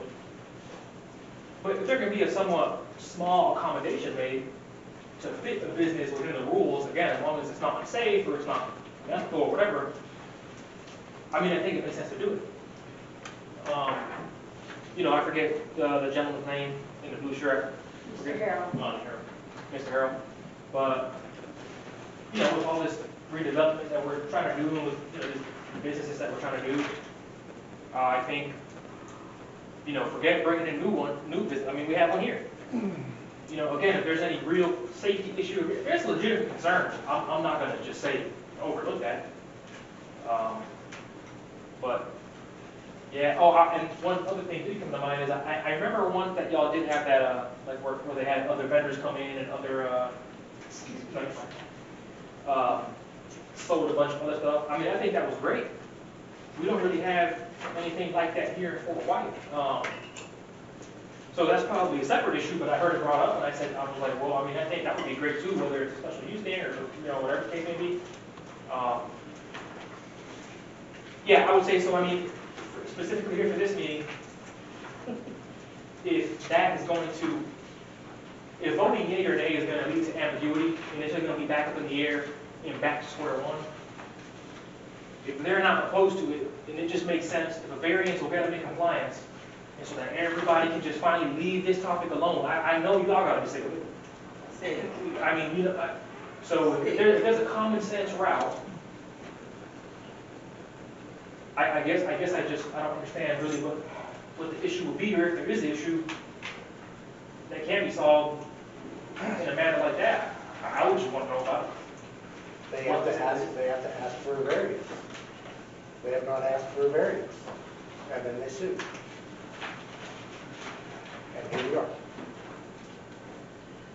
All right, well, I'm not privy to the whole legal and everything, but I mean, if it sounds like there's room for negotiation and discussion. They were supposed to ask for a variance, they could ask for a variance, they have to fill out a special use permit, and then that comes before the board, and then we can talk about that. That didn't happen. All right, so I mean, if there's a clear way ahead. Would it help if I go I'm done. over? Thank you, thank you. You can respond to Mr. Thomas, I believe. Okay. If you yes. I just wanted to go over the items. Perhaps this would help. This was in y'all's packet. I don't know if this would help or not, but this is what I turned over to code enforcement, and I believe I had given you all a copy of that, of the items that they were not in compliance with and what we did to try to get them into compliance, that kind of thing. So, if you want me to go through them, I'll be happy to list them off again, if it's helpful. If not, that's fine too. It's up to you. I mean, I know, I've read, I've met it twice. Okay, so if there's anyone else from the public who would like to make a statement, if you would please come to the podium. All right, if not, then the next order of business is deliberation and vote by council. So this is the time for you to talk about it amongst yourselves. So this would close the public participation part of the hearing to the extent that you want it to be. I mean, you can certainly still engage with members of the public if you want to, but from a procedural standpoint, this is your time to discuss it, deliberate it, ask any questions of me, Ms. Connie, anyone that's here that may have knowledge or whatever you want to do, and then make a decision.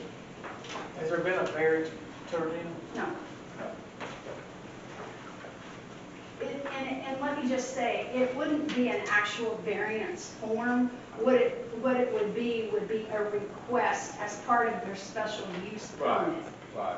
Okay? It would be a contingency in their special use permit, or the development order that would be issued. So can I ask, why did you not turn that in? Turn what in? The variance. I know that he made the effort to have an application created. That was for the vesting application. Yeah, why didn't, instead of vesting, why didn't we turn in a variance? Like, will the board approve a variance? Well, when you went to the meetings, to the collective and spoke with Ruben, you told Ruben that you guys were going to work on that. No. What I told Ruben was, because Ruben sat there and told me that he was using the word that he was going to get in front of the board here and basically tell us, well, all we were doing wrong and bring up, what was you bringing up, Ruben? And I told him, I said, don't do that. And I said, I'll try, if I can, bring it up on the board and we'll work on a variance for you. What did you do the next meeting? What did you do? You walked right in here and did exactly what I asked you not to do. And then I said, you know what? I didn't even bring the variance up. Y'all were at the meeting. Did I bring up a variance? No, but you did. No, I did not. So that's what I'm saying. It's not my place to apply for a variance for y'all. It's your business. It's not my business. I sent a certified letter on May 29th outlining exactly the items that we needed and never got. And this is the problem that we've had. We'll send stuff, but we never get anything. But then y'all show back up at the next meeting saying how we're not doing our job as a council. That's not the case here. We're sending you stuff. You're just not applying to what we do. So that's why at the last meeting, what was my response to the board here? I guess we take our land development code, throw it in the trash, let everybody just do whatever they want to do, turn it into the Wild Wild West, and everybody be happy. Yes. You keep referring to the Wild Wild West, you've mentioned it before. I have. I want to reiterate And I will. that when we created this food truck park, there was no ordinance for food truck parks. Exactly, but you never put in, you never got approved by the board. But we did put in the application. We did put in the application. Yes, twice. An application For our special use permit and our site plan. He's still approval. speaking, I think, in the back, so, yes. And when you ask why we didn't ask for a variance was because I'm still under the impression that the vesting right here that we're under right now because it was involved in our LDR, it was already in our codes, I felt that that was the best direction. I still don't understand why you wanted to coach me to not bring up the vesting hearings. It wasn't vesting that we talked about. We It did. wasn't- You no, told it was me not not to bring vesting. up the vesting. No, you was gonna bring up, now you just said, well, ago you didn't know, now you know. No, in the meeting you said, and the I'm first thing I talking- told I'm Ruben thinking- was I'm thinking not you, to Ruben. say Which this. one am I talking to here? Well, this is why I asked if you guys had any Talk questions about- like this, so we can actually speak about this openly, have some dialogue, and actually get to resolution. But I've gone up there now twice, and you had 0 questions. But you're full of questions now. And I'm talking to Ruben. So once again, I was under the impression that this vesting option was very similar to a variance. And it was already listed in our LDR codes. So I thought that. But first you said you thought that I don't even know your name. You said that you thought I took care of it. No. That's what you just said. When you came to my business, we spoke about the septic. When you came to my business, we spoke about the septic, and I told you that we could not invest $35,000 into that septic. And so I told you that the only option I saw was to bring up the vesting rights, which were already in our land development code. You then told me that you didn't think that that was a good idea, and at last month's meeting, you reiterated that No, I told you me what was to. not a good idea, not the vesting rights bringing it up, was you said that if the town council don't situate, that we're gonna seek a lawyer. That's not it. That's exactly, you wasn't even Okay, there. So Then now I that was- we know, I was so in the now that meeting. we know, so now that We we were at know. his place. I was there. Y'all let Miss Mary speak, please. Okay, so now that we know, where do we go from here? You know what you need to do now, Yes. so where do we go? And I just want to remind Do the what you board. need to do and let's move on. Mary, the only thing Why I are have we- an issue with is the septic. It's 35,000 for us to get that, and in 12 months or 18 months, we're not gonna be using it. We're asking y'all to give us a variance so we But can doing do the away with vested that. rights, which Ruben is trying to make you guys understand, had we applied for the vested rights, because there's no variance on your land development code, but there's vested rights. So we feel if there was no mention of that in your land development code, that the vested rights was our better way of going through. And that's what he tried to explain to you, Mr. Mayor. And you said up here, and if, damn it, if the first thing Ruben didn't do was talk about this thing. Those are your words, the meeting. What is it now? That you told Ruben not to bring up the vested rights. And damn it, if the first thing he didn't do was bring up that vested rights. That's on YouTube. That's what we're saying. That our idea was that this was our best way forward to avoid having to spend that kind of money on a septic system. I can't. We're trying to get past the septic system. That's really it. It really is. We're trying to get past it. We're asking y'all to give us. I will give you that variance tomorrow morning. Well, Yes, sir. the Go other ahead, sir. issues are the business tax receipt that they refused to get for the blue truck. They're opening on hours that have not been approved. This is all part of the special use permit. All these things would be outlined in the special use permit that I have asked on May the 29th with a certified letter for you to resubmit the items that you have, that you're asking for. The two not being on the septic can be addressed at that same time. In addition, I had asked you to submit a letter stating that the building that you closed in without a permit, that was not had engineered specs, could not be, wait a minute, could not be used for the public. It's not being used. And that, I understand that, but I didn't have to do that. I told you that you could give me a letter and that would suffice, that And I I gave it to you. could, just a minute, I'm talking.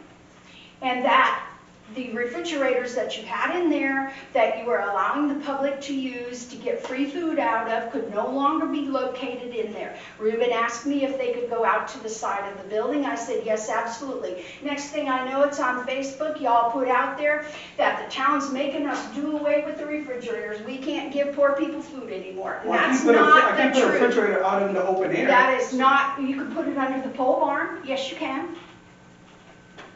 That storage shed was open on 3 sides. What's the difference? There's a door there now, and it's Well, gonna now, get, it's yeah. gonna get wet. It's gonna, Now, that's why we didn't put that there. But you had it in But I there. did give you that letter, did I, or didn't I give you the Only letter? after I had to turn it over to code enforcement.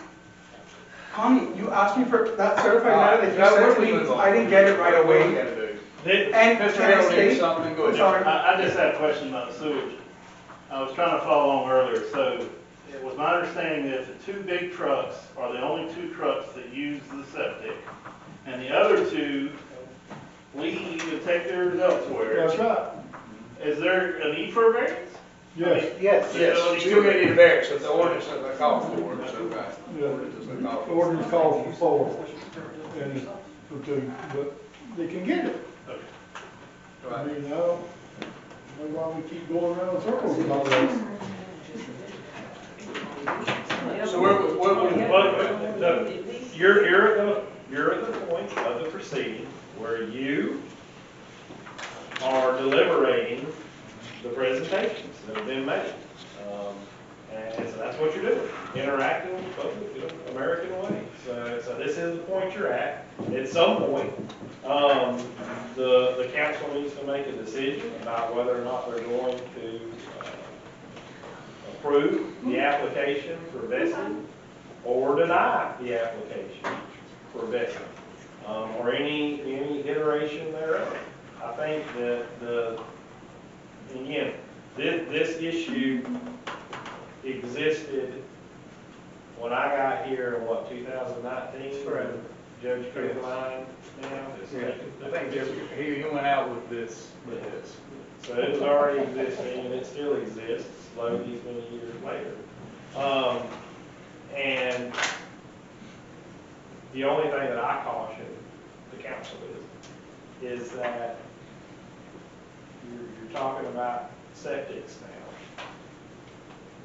There has to be, under our land development code, a special use permit. And that special use permit entails many other things.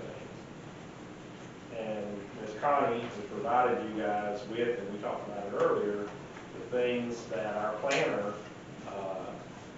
thinks are required or whatever that have to go along with it. And so what I don't want to happen is for us to make some type of decision tonight thinking that, well, if we do thing X, it will satisfy everyone and things go on. I would love for that to happen. Absolutely love for that to happen.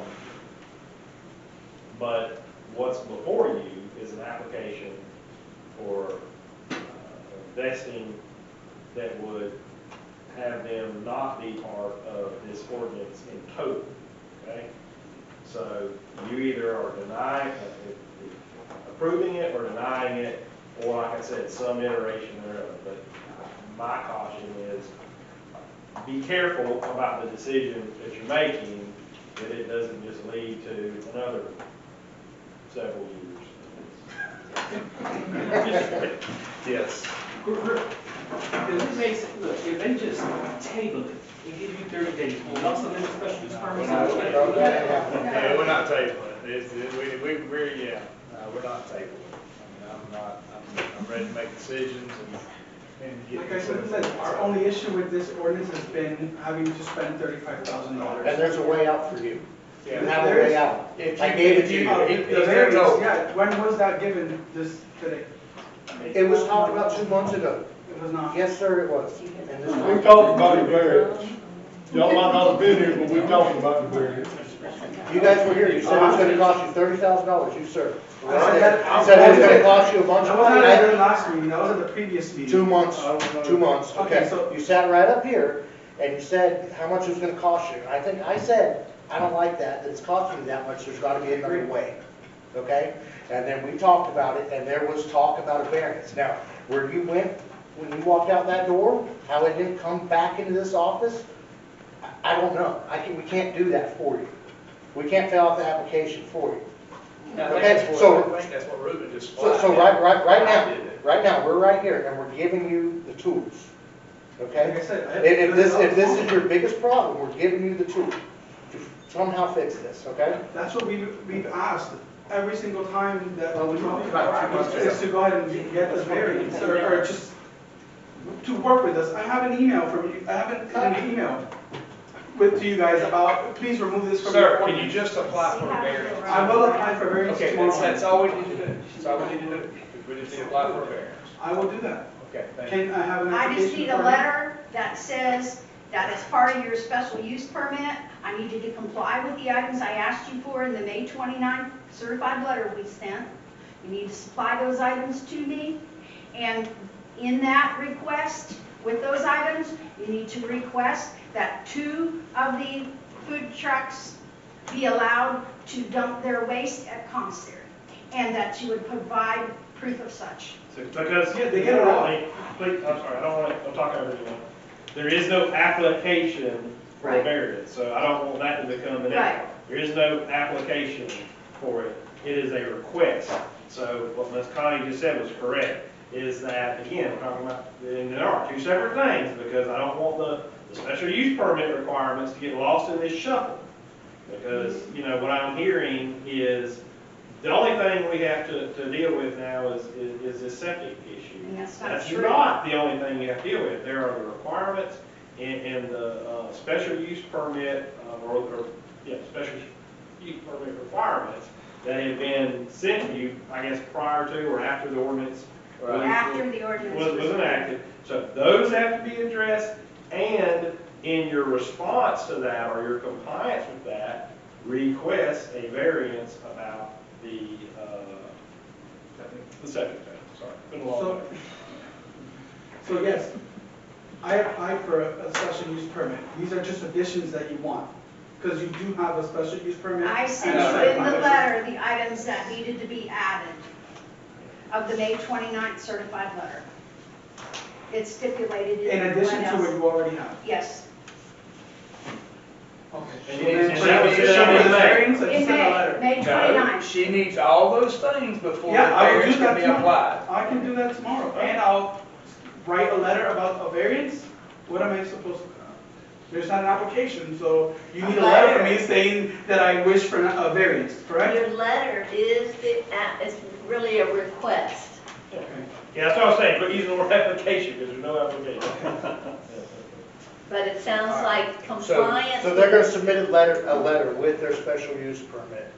They can if they choose to. It's, I'm trying to get it nailed down exactly what they need to do. And in addition, you need to apply for a business tax receipt for the kitchen.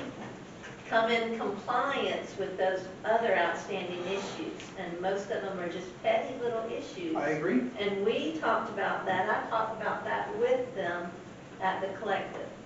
I agree, I sent an email about that.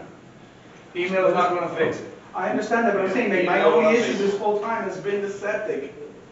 But it's fine, I'll do that tomorrow for you guys. I'll come in All right, tomorrow. so- And what procedure, how do we vote? How do we vote for this? Then you would need to call for a vote to either approve or deny the vesting application. So do each one? Do what? Each one, do it or do it all at one? No, it would just be like a regular, you would call for a motion. So I need listen, hey, we need a motion on the table to approve or deny the vesting. So I need a motion on the table to approve or deny the vesting. Nobody makes anything. I'll make a motion right now. I, make a motion to deny the vesting of the collective. I'll second. All right, all in favor of the denial of the vesting, the collective, say aye. Aye. All opposed, say nay. Is that a unanimous vote? It is. Just want to make sure it made it on the It record. was. Okay. I think it was. Great. So now we're at, You're you're a citizen, no, you're a citizen comments. we got comments, that's right. We Anybody have want to to say adjourn something? the meeting. Yes, I want to say thank you. All right, so,